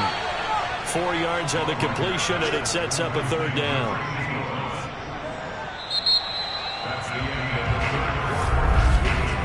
And that is going to do it for this 3rd quarter of action. We'll return with more after this. You're watching the NFL on EA Sports. Back now in Tampa. The Packers on 3rd down. They've only converted once in 4 tries. Here it's 3rd and 3. Throwing is Rodgers. Toward the end zone, but that's going to wind up incomplete. And when you've thrown as many interceptions as he has in this one, you definitely start getting a little hesitant to throw the ball out wide because that's prime pick-6 territory. That time, he made sure the only guy who was going to catch it was sitting in the 3rd row. So on 4th down, out trots the kicker in a big spot here from the right hash, and this one just a chipping. The kick by Crosby is good. And in the 4th quarter, this game is tied. Well, he was a spectator for much of this game. This is his first field goal opportunity of the entire contest, but he's able to connect. Yeah, he had a pretty good seat to this one, didn't he? But let's face it, all kickers that you and I know, they want to contribute. They want their opportunity, and he seized his.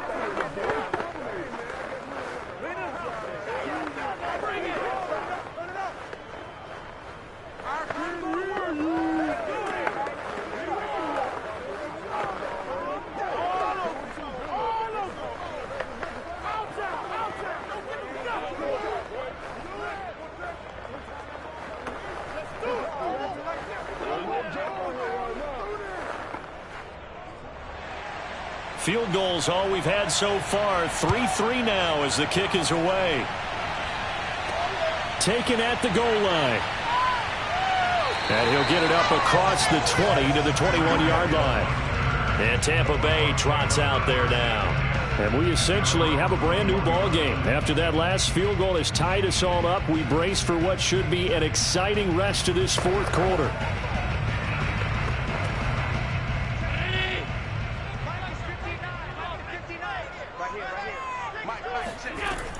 They'll start out on the ground. It's Leonard Fournette. And he takes us up to the 40-yard line before being corralled. The CD a lot of times like to separate speed and quickness, and they've got a back that's both. We know that he's fast in the open field, but, man, his first step is so quick, too. It is something, isn't it? Because you think of that type of speed getting to the perimeter and turning upfield, but also when you run those inside runs, he can get into the secondary so fast the linebackers don't have a chance to react. On first down, Fournette going to be stopped behind the line of scrimmage as he'll wind up losing a yard on the play. Seems pretty obvious defensively a key was stopping the run game. How have they done it so successfully? To me, it seems that these guys really did a nice job of paying attention during the scouting report meeting. And you know, Brandon, when they do those, they talk about the top plays that these guys like to run. The best runs for the top running back, those are the ones you focus on and want to take away. And they've done that pretty successfully in this game. And he'll get this out past the 45 to the 47. 41 yards on the ground for him so far. Well, partner, I know this type of running back. I mean, this size, this intensity usually gets better as the game goes on. I can just tell you from experience, the first few quarters, oh, you're eager. You come running up there, I'm going to tackle this guy. By the fourth quarter, you're coming up and thinking about it. And D-line wearing down fourth quarter. Yeah, that's not a guy they want to see consistently. And Allen will have the first down as he's able to slide to avoid the contact at the end. How many times have we seen this late in the fourth quarter? Because you know the pass rush is getting after him, and they get upfield, get that great push, and what do they create? Space, and he takes off. So into Packer territory now. Here's 1st and 10 at the 49-yard line. Now Allen. It's caught by Mike Evans. And he's tackled a yard short of the marker. Good gain of 9 on first down. He decided to run a hitch route. It really helps to have a guy who can turn it loose. And, boy, he rifled one in there on that one. Not much run after catch, but it worked really well. And they'll employ the jumbo set now on 2nd and 1. They'll try the right side here with Fournette. And he's taken down inside the 30.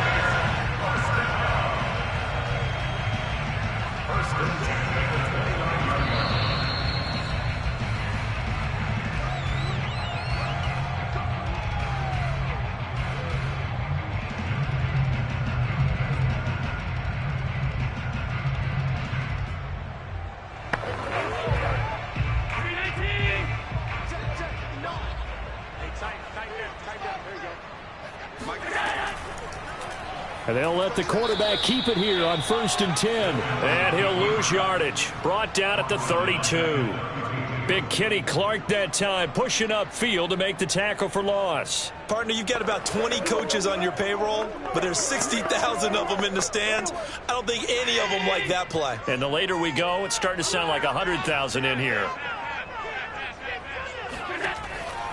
On 2nd down, here's Fournette. And he will lose yardage back to the 34-yard line. 1 yard is the loss. They back up even further to a 3rd and 15. I think it might be time to move to a different section of the playbook there because back-to-back runs, both for loss. Now they have 3rd and long coming up. A field goal from this spot would be 51 yards. They'll try to move it closer on 3rd down. They'll run it again with Fournette. And inside the 20 before he's brought down. The Packers going to use one of their timeouts as they get the stoppage with just over a minute to go in the game.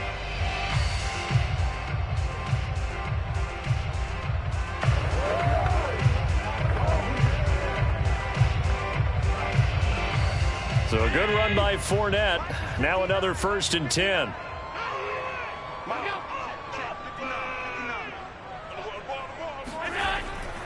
And he'll give it here to his running back. And he'll get this one down to about the 17. Now the Packers going to go ahead and use the second of their timeouts as they'll get it with just a shade under a minute to go in the game.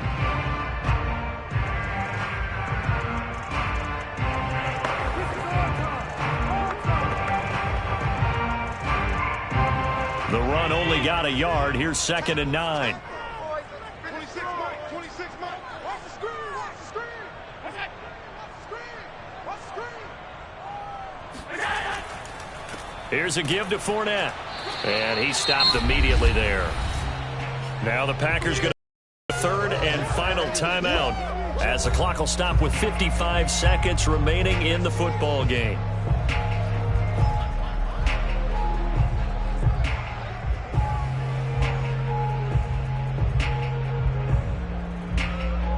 It looks like the Packers have added an extra DB on 3rd down.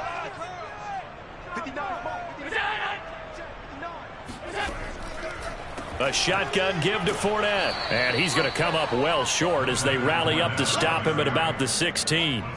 Give him a couple on the run as it brings up a 4th down. Well done to sniff that out defensively. He had it diagnosed pretty quickly. I love that description because diagnosed is perfect on that one. Read his keys, made the play, and he couldn't even get going moving the football.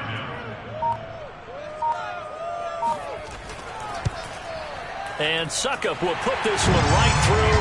And it's celebration time on that sideline as they have taken the lead in the final seconds.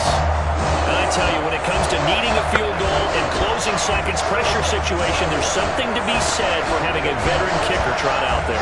Agreed. It's so nice to have someone you can rely on, someone who you know has done it before. And this guy's as cool as they come, isn't he?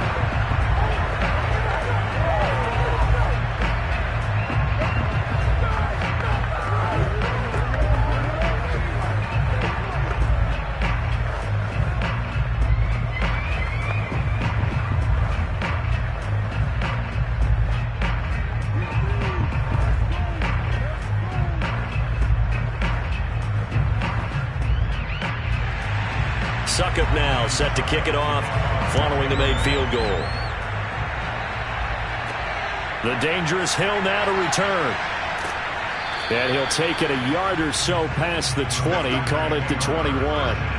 And Green Bay getting ready to go as they take the field. Look at the clock. Everyone knows the situation. Probably time here for one final play. And we know what that play is going to be. It's got to be some sort of Hail Mary, throwing it towards the end zone and hoping someone can catch it or catch it off of a tip. Thinking back to 2015, didn't we see Green Bay pull that off twice in the season? Once in the regular season, once in the playoffs. So stranger things have happened. It'd be interesting to see what the defensive strategy is about who they put on the field to try and knock that ball away.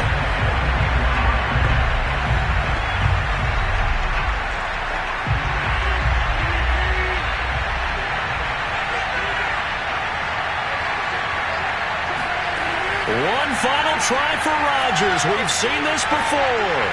He's going to let it fly. And it's incomplete.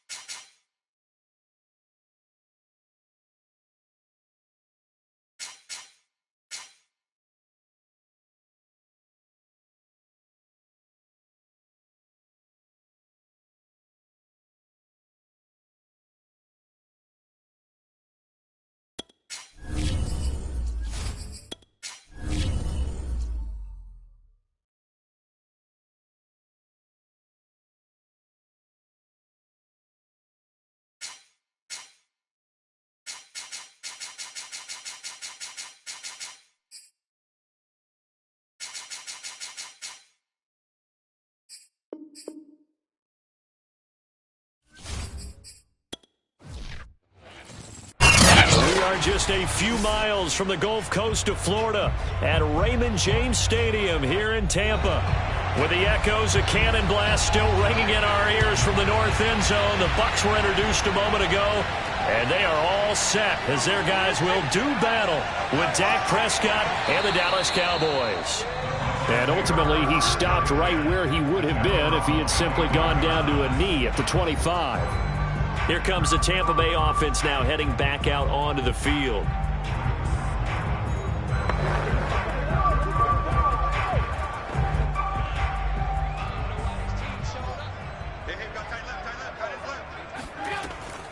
On the ground, this is Leonard Fournette. And he'll manage to pick up about 4. It's second down. Well, at the end of all that hitting and hollering, it was a 4-yard run, so the offense is going to go back there and feel pretty good about themselves. Defensively, you have to feel okay because you didn't let it turn into a bigger run. But the goal, shut it down for 2 yards or less. That's when you start to feel good about yourselves. From the 29, Allen. He completes it to Evans. And they'll get it up just short of the 45 at the 44. And that's a more than acceptable read right there because it's zone coverage, so timing is everything. This time he waits for his man to come open, puts it right on him, and they pick up a first down.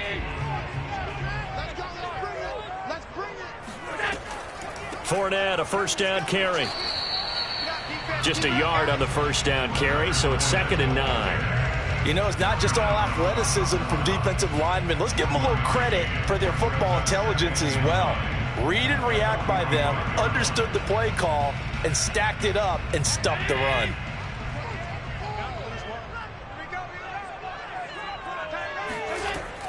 Second down, back to Fournette. And he is going to be stopped cold behind the line of scrimmage. He lost 4 there, and it's 3rd down. It's a tough one right there. He ran right into the teeth of the blitz as the linebacker was freed up in order to stuff that one for a loss. I think quarterbacks got to see that. Got to find a way to audible into something a little more advantageous. Now on 3rd and long, they'll look to throw. Flushed out right, and he will slide down with a good gain. The scramble good for a nice gain of 10 yards, but still 4th down. I like his effort there. He got it done on his own, but let's face it, he puts defenses in a really stressful spot when he takes off and runs because a lot of guys have coverage responsibilities. Good job of rallying, though, because I thought when he first took off, he might pick up the first down. And the punt team on now as this one's sent away. And a nice special teams job here. This is going to be down inside the 10 at the 7-yard line. Absolutely love the flexibility of these punters. Their leg drive, able to get it way up in the air, and that allows their punt team to get down there and down it inside the 10 because they've had some time.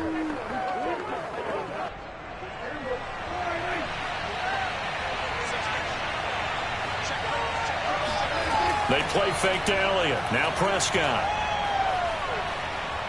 Oh, he's going to air it out right away.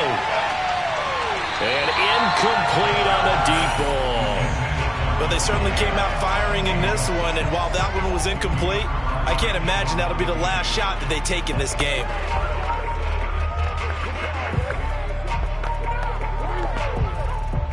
So after the incompletion on first, now 2nd and 10.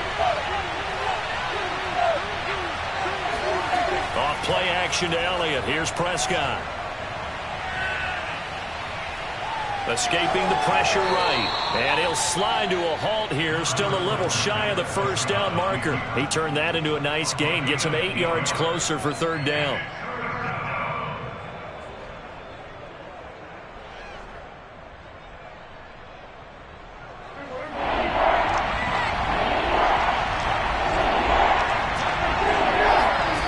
Looking to throw. Prescott. He'll get this out wide here to Elliott. And he'll be just shy of the 20 at the 19 as he goes out of bounds. So when you saw him dump it off to the back, did you think he was going to pick up the first down there? Well, I knew one thing. It wasn't his primary target. At least it didn't look like it. Turned out to be the play they needed, though. And it's big because it's the opening drive. So converting that third down, keeping the play, not the play, the drive going. Yeah, it certainly appeared like his downfield targets were covered. He threw a little dump off to his back, and nice effort picking up the first down, though. And you're right. That opening drive, keep those chains moving. And this one almost intercepted. Not a good throw there. Nearly an opening drive INT.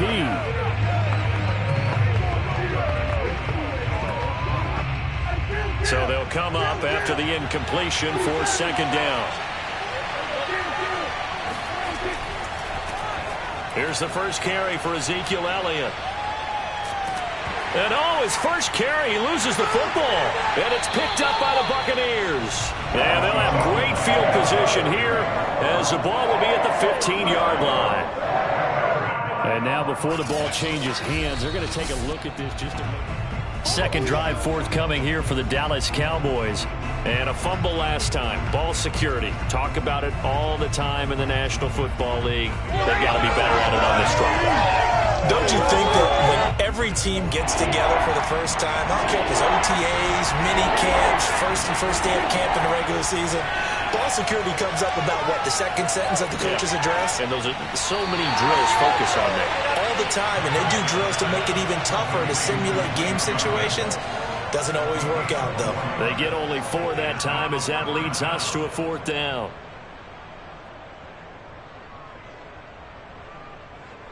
On fourth down, here's Brian Anger now to kick this one away. Back deep is Tyreek Hill.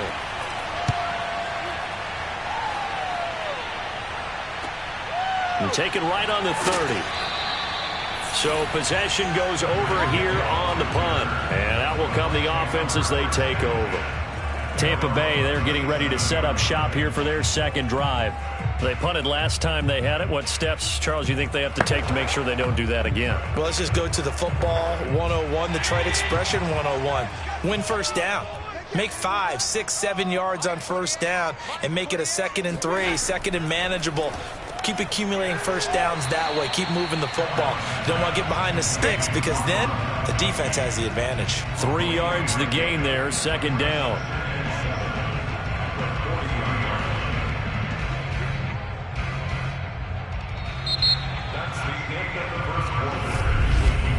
We're scoreless after 1.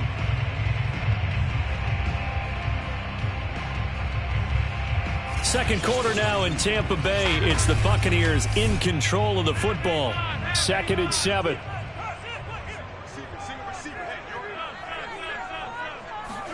On play action, Allen. And that's complete. It's Chris Godwin. And able to rip off a big chunk of yardage before being dropped inside the 40. And time to give some credit to the big fellas, the offensive line here, because you've got to have good protection on all the way across the field. That time able to spot his receiver moving left to right and make a good, accurate throw. Thank you, guys. But not before they're inside the 25. How many times do we say in this game that speed kills, and it does it in so many different ways? In this case, you got a back who's quick and shifty, can make moves, make people miss, but also gets to and through a hole before it can close down. That's some of the benefits of that speed, not just outrunning people in the secondary, and that led to a really nice gain. Eluding the pressure right. And he works his way past the line of scrimmage and then slides to a halt. He'll wind up getting right about 4 there on the scramble, and it's second down. Well, he did a nice job keeping his eyes downfield, waiting for someone to get open. But once the pressure forced his eyes down to see the rush, it was time to make a break for it.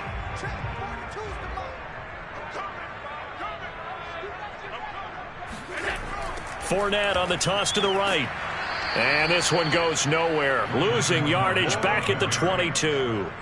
This will be a loss of 3, and now a much tougher third down looming. Sometimes you just sit back and marvel at what he can do defensively. Speed, strength, quickness, he's the whole package. And that package just wrapped up the runner for a loss. Working out of the shotgun. Here's Allen. Flush to his right. And he'll protect himself at the end here as he winds up getting pretty decent yardage. Decent gain on the scramble to 6, but now it's 4th. Well, partner, nothing comes open here, so he decides to escape out of there, and he doesn't pick up a first down, but he does gain additional yardage to set up a possible field goal attempt if they decide to go that route. Succop's kick is good, and the Bucs take a 3-0 lead. Been a bit of a dogfight thus far into the second quarter now, and we do have our first point. It's a field goal. Yeah, a lot of people say, wow, first action on the scoreboard, about time. To me, the action's been right there on the field, trying to figure out who could gain an advantage, gain some field position, finally get points on the board. I'm loving this kind of game. It feels like kickers might play a big role in this one. Yes, make sure you give them the respect they deserve. They could cost you a game or win you one.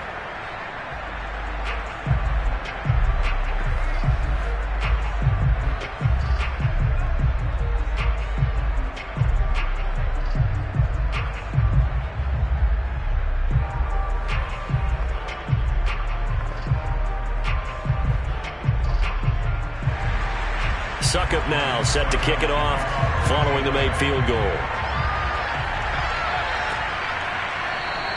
This one will come out to the 25. They've shown precious little here offensively thus far as they try again with a first down now.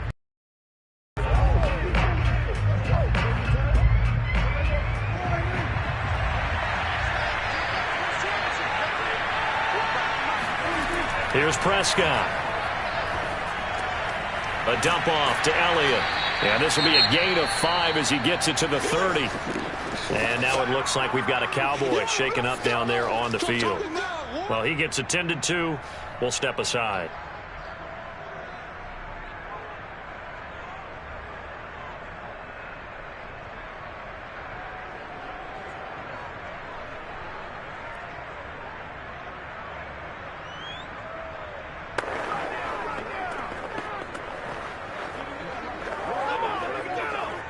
Ball on the 30. They'll come up with a 2nd and 5. Throwing. Prescott. Oh, that's into double coverage and intercepted. Darius Slay with a pick. And they'll start with great field position at the 41-yard line. Oh, timing is everything on a route like this. He tried to drive that football into a tight spot. And if you're a little early or a little late, chances are there's going to be someone there. And sure enough, this one's going the other way. So after the INT, it's Allen. Open man, Gronkowski complete. And he's going to be out of bounds down around the 35-yard line. A gain of 6 there on first. Let's make this one simple. What a catch, especially the finishing part of getting his feet in bounds, toe tapping, and, of course, foot dragging. Little tapestry, if you will. Oh, I like it. A handoff to Fournette. Before he's taken down, as that will take us to the 2-minute warning.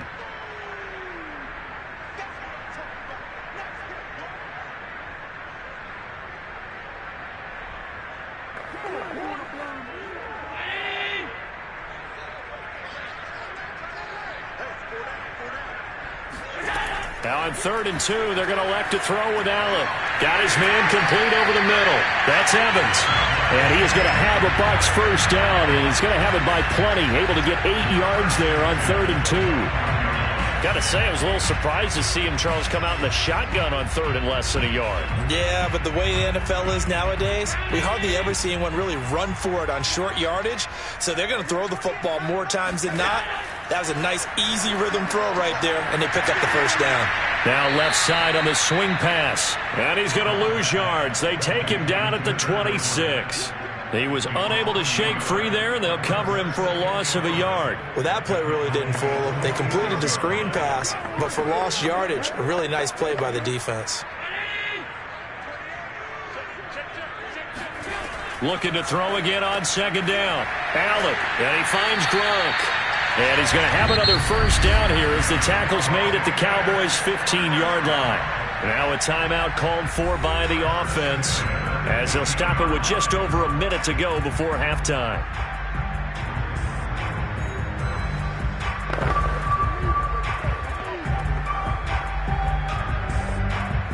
This offense finding its legs now. Here's another 1st and 10.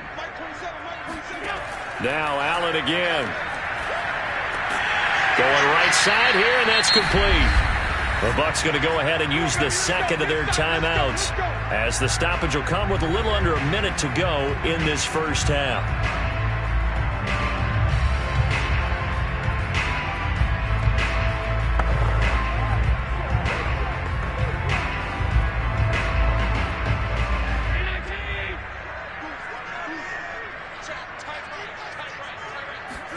Allen going to throw. And he's got it. Caught in the end zone. Touchdown, Tampa Bay. Tyreek Hill there to make the grab as the Buccaneers tack on to their lead.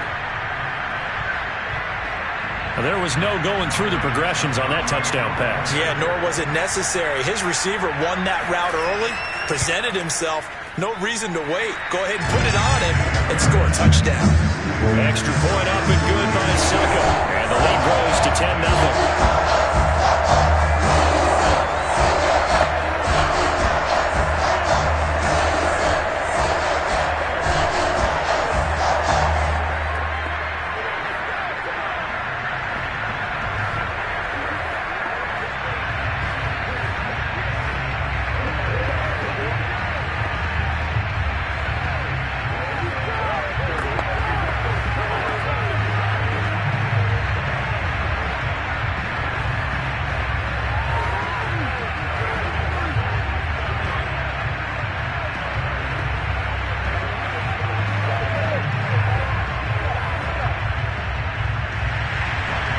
Ryan Suckup on after the touchdown to kick it away. On the return, Tony Pollard from his end zone. And no chance to get away as they'll get him down at about the 17-yard line. The Cowboy offense going to head out now late in this first half. And with him down 2 scores, you wonder if they might try and put something together, even if it's just to get into field goal range. So from the 17 now, here's a 1st and 10. Trying to shake off the interception from the last drive. He'll look to throw. Well, we've seen him catch a few passes out of the backfield in the first half. Unable to connect on that one. Certainly seems like getting him the ball out of the passing game, though, is part of their game plan. It certainly is because he catches it well, creates a mismatch. You're going to cover him with a linebacker, a corner, a safety. They feel like he can win every battle. On 2nd down, Prescott again. Looking deep for Adams. And that will be incomplete.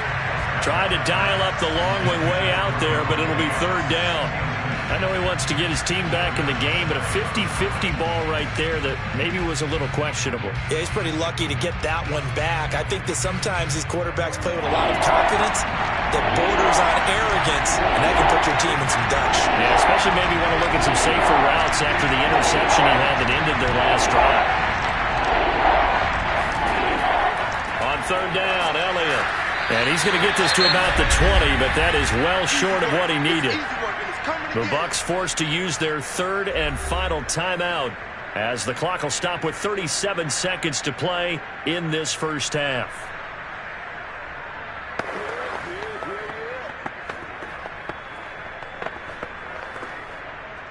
Here's Brian Anger now as he'll kick it away for the 2nd time.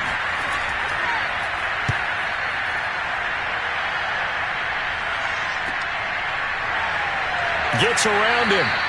35 yards that time on the punt, and the Bucs will get ready to go on offense. One more drive here for the Buccaneer offense in this first half. And they do have terrific starting field position, but no timeouts to work with, so they'll need to operate quickly. The Buccaneers in good field position here to start out. 1st and 10 at their own 46. Allen. Over the middle, he finds Godwin complete. And taking it across midfield and inside the 45. Good, strong throw and catch right there. And so far in this game, the alleys have been open for them to get completions, and they're taking advantage of it.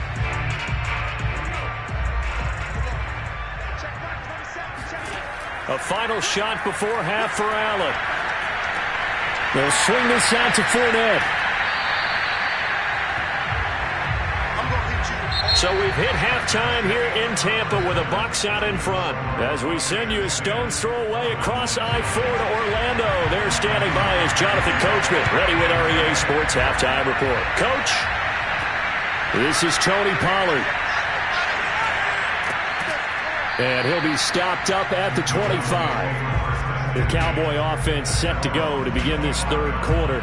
And right out of the gate, they face what you'd think could be a pretty important drive.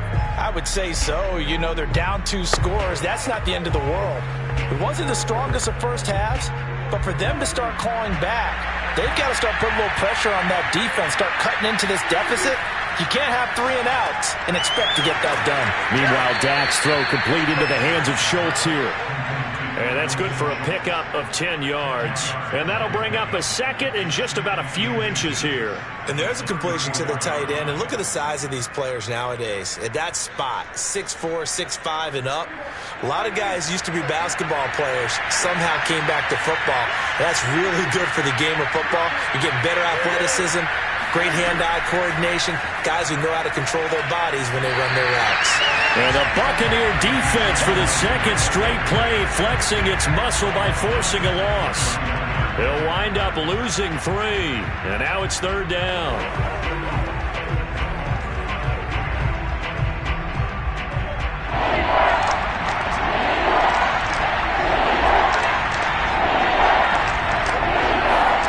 To throw is Prescott. He finds his target. It's Schultz. And this effort won't be enough as they rally up to stop him a couple of yards short. 2 yards is all they'll get on the completion. It's fourth down. Excellent job there defensively. Gave up the underneath to the tight end on third down, and they made sure that they did their job. Got him on the ground and prevented him picking up a first down.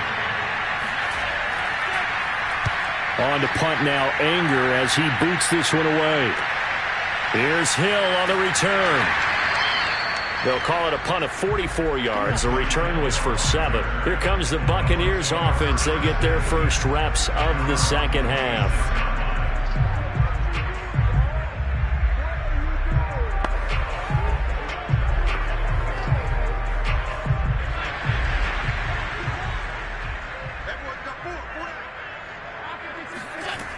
They begin with a run by Fournette.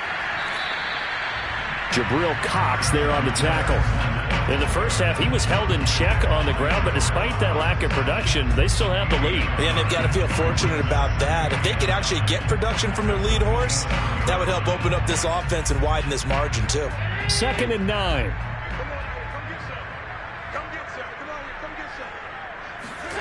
To throw, it's Allen. It's complete. He's got Gronk. And they get him down, but not before he takes it across the 40-yard line. And now we get into the psychology of the whole thing, because a lot of teams with a 2-score lead in the third quarter, they almost become defensive with their offense, just playing not to lose. I think with this team, you got to figure at this point, this is a great spot for them to go into attack mode, really try and put the hammer down and finish this one off. Fournette running right. Strong run, but he's corralled just beyond the 40. The safety, Keanu Neal, there to make the tackle. I'd say they've got to find a way to get him going. He's such a big part of their offense. I wonder if they might throw it a little and come back to the run. Anything, because you're right. He's pretty much been completely neutralized.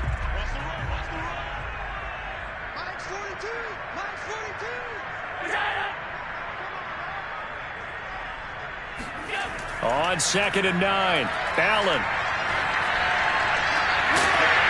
He's got his big tight end, Gronkowski. Yeah, he's going to be out of bounds, but not before he takes it inside the 40. And defensively, they were in zone coverage there. Do you have to be a little careful? You're losing, playing against a good quarterback like he is, to not play too... Mike McCarthy pretty decisive. He brings out that red challenge flag. Did he keep those feet in bounds? That's the question they've got to decide. And I got to say, watching it in real time, it was awfully close. Yeah, it certainly looked like a heck of a catch because he didn't appear to bobble it, which could complicate things. But even with the benefit of replay, that's pretty tight. Well, here's the call. Clock showing 90 seconds to go in the third. Now they run the sweep as Allen just pops this forward.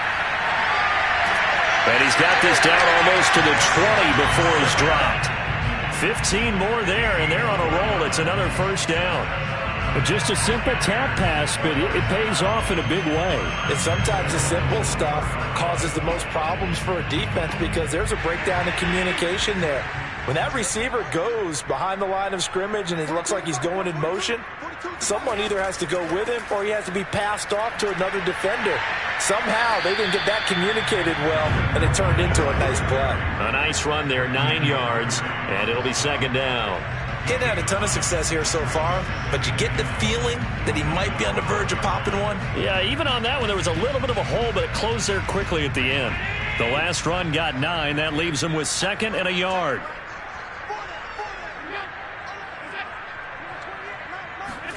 Tap forward by Allen on the jet sweep. 6 yards on the pickup, and it leaves him with a 1st and goal. And this is just a little touch pass. They send the receiver in motion, just kind of tap it forward to him. Now, it doesn't turn into a huge play, but they do pick up a first down. A nice, consistent gain.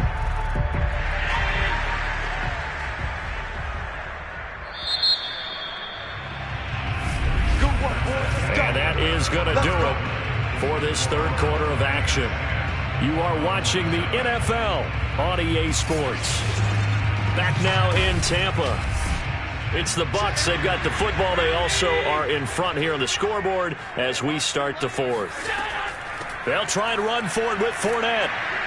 And he's going to press this one forward as they stop him right around the 1. It'll be a gain of 5 there as they move closer. It's 2nd and goal. Starting to become a tough spot for this defense. You're down, fourth quarter, looking a little fatigued maybe on that side of the ball. Partner, we've seen this before, haven't we? Because every coach we've ever talked to says body language is important. And now you're seeing guys with their hands on their hips. They're bent over. And he's into the end zone. Touchdown, Buccaneers. The big back Leonard Fournette able to push his way in from a yard out. And the Bucs are going to add on to their lead. So it was the passing game that got him down here, but closer to the goal line, it's the running game that gets him home. Certainly appears that they lulled the defense into thinking that the passing game was going to be it the entire drive. Nice change up there going to the running game to get him over the goal line. Extra point put through by Sucker. And that makes our score 17-0.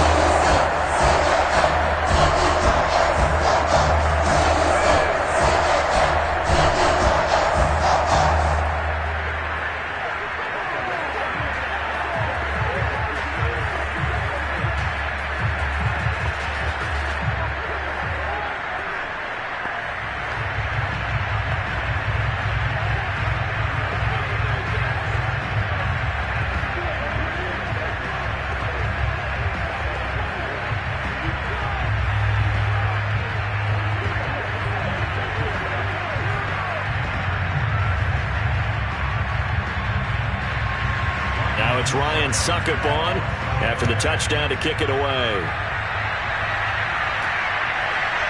Pollard to return from the end zone. And he had no room to run as he's tackled down inside the 20. The Dallas offense back out onto the field. And let's face it, this drive is not going to have any bearing on this game, but it's kind of important for one reason, isn't it? It certainly is. You got to get points. And okay, all right, I'm being facetious here. But you get points, you feel a little bit better about yourself as you move on to the next one. A first down throw for Prescott. And he'll hit the slant route. That's caught by Cooper. And he's got it past the 30 before he's hit and dropped. Well, I can put my defensive cap on right now, and I know they're saying don't give up any big plays now. They've controlled this game throughout, and all they want to do is see it through to the end. I think they let their guard down a little bit with that last completion. Sometimes when you're trying not to give up bigger plays, you don't react as fast as you should on other throws. On 1st and 10, Prescott. Flushed out right. And he'll take this beyond the line of scrimmage as he slides to a hole. He'll get 5 out of the scramble. It's 2nd down. How about a tip of the cap to the defense? They're working against a very mobile quarterback, but all day long they've kept him under wraps. And on that play, they held him to a short gain.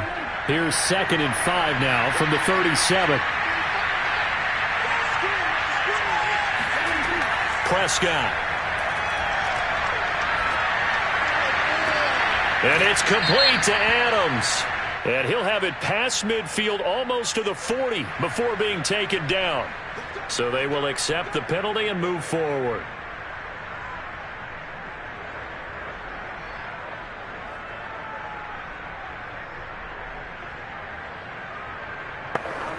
So now a fresh set of downs, 1st and 10 after roughing the passer.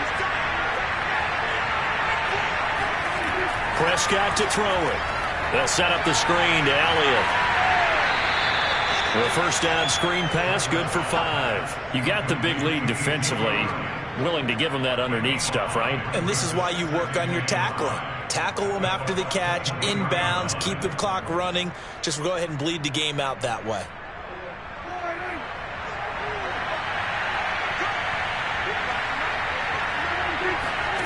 Throwing again on 2nd down. Prescott. He'll get this out wide here to Elliott. And he'll get him inside the 15 down to the 14-yard line. Another catch for him there on this drive, Brandon, and it looks like they're going to utilize him out of the backfield any way they can. And that time they pick up a 1st down. So now on defense, do you assign a man to him and try and cover him before he gets going? Finally, a first red zone opportunity for these guys. It's 1st and 10 at the 14. A give to Elliott. And able to surge forward for about 5 yards down to the 10. It's a gain of 5. Brings up 2nd and 5 at the Buccaneers' 10-yard line.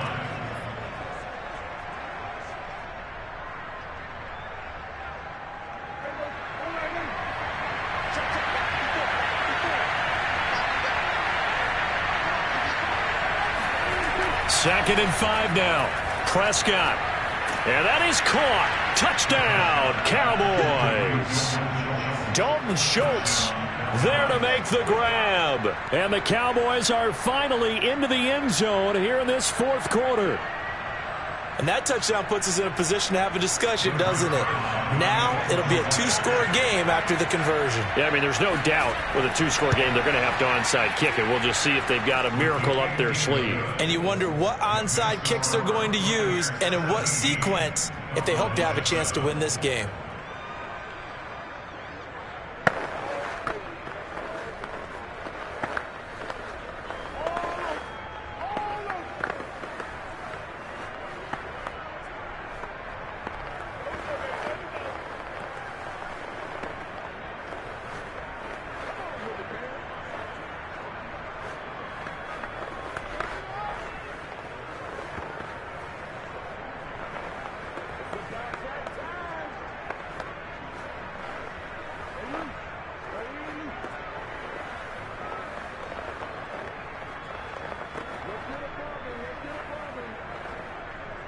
Two scores down, 2 timeouts at their disposal.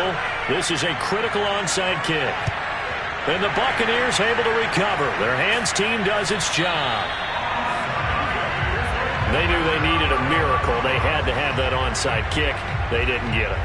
Well, as we knew, even before they put the toe to the leather on that one, their chances of getting that done, slim and none. And I do believe we saw Slim just leave the door, didn't we? We did indeed. I think we're down to none. Fournette running out of the gun. Whistles now and a timeout. So defensively they burn it here with 1:51 left. Well, time to get another look at this Buccaneer offense. And barring mistakes, they should be able to kneel this one out and finish it off. And there's only 1 timeout remaining on the defensive side of the ball, so that doesn't really come into play either. So 2nd and 9, and you'd have to figure just about all 11 probably crashing the line here. Again, it's Fournette. And he's going to have to protect the football and take his lumps here at this stage of the game as they stop him behind the line.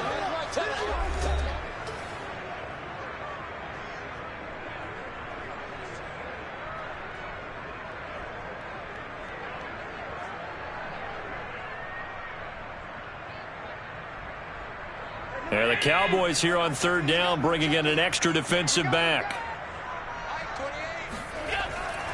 They'll try and run some clock here as they keep it on the ground. And some room to roam now. And he's into the end zone for a Tampa Bay touchdown. Leonard Fournette, his second touchdown of the afternoon. And the Buccaneers here finding a way to stretch their lead. Well, it'd be real easy to say that they are firmly in control right now, but I'm looking at your face and I'm thinking I've got to be careful with that. Well, it's a two-score game. You're inside at 2 minutes. I think you can breathe relatively easily now. Yeah, you can, but still, you got to stay vigilant. Can't give them anything cheap and easy. That could put you in some jeopardy.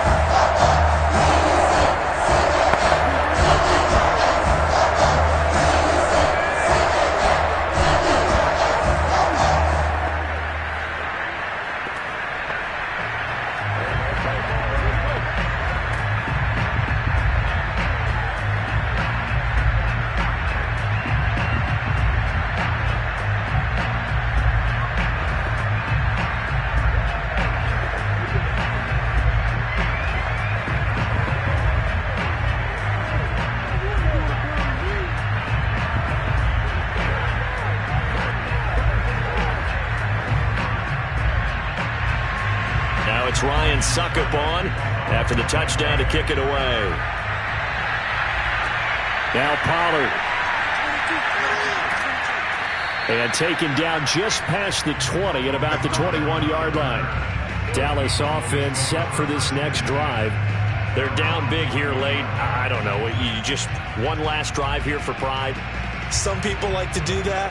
I remember playing for a guy once. We were down huge, and someone said, "Coach, what do you want to call?" He just waved a hand like, "Who cares? Let's get out of here and do something some other time." But some teams like to do something at the end to feel a little bit better as they continue to move forward. Yeah, probably just want to put this one behind them. And a high throw there as this is knocked away, down to the ground and incomplete. I like the fact that he took the shot deep downfield. Even if you don't get the catch, maybe you get a defensive penalty and pick up the yardage that way. So now 2nd and 10 after the incompletion on first down. Now Prescott. Now a desperation throw deep downfield. And this one incomplete. A 50-50 ball in the end, nearly intercepted. And now it's third down. This defense was definitely alert to the possibility of the deep ball, and they were more than ready for it. They've got the lead, fourth quarter. Maybe can expect more passes like that downfield. On third down, it's Prescott. He's got a man complete. It's Amari Cooper. And he'll be stopped short of the first down as they rally to tackle him at about the 28. They get 7 there, but it brings up 4th.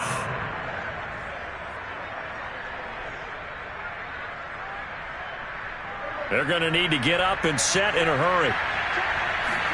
Desperation time. Prescott on 4th. He's going to let it fly. Thrown across his body, and it's intercepted. Picked up by Jordan Whitehead. And the Buccaneers are going to take over here at their own 22-yard line. Victory formation now for the Buccaneers. Down to a knee they go.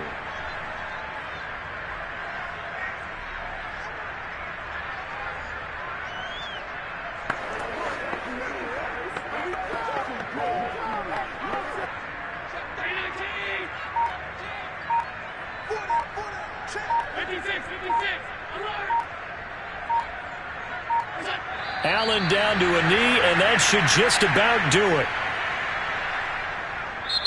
So fire the cannons. It's a victory here for Tampa Bay.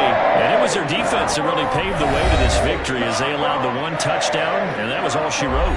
Almost want to do the defense chant right now, right? Defense with a couple of claps in there, but no one wants to hear that from me.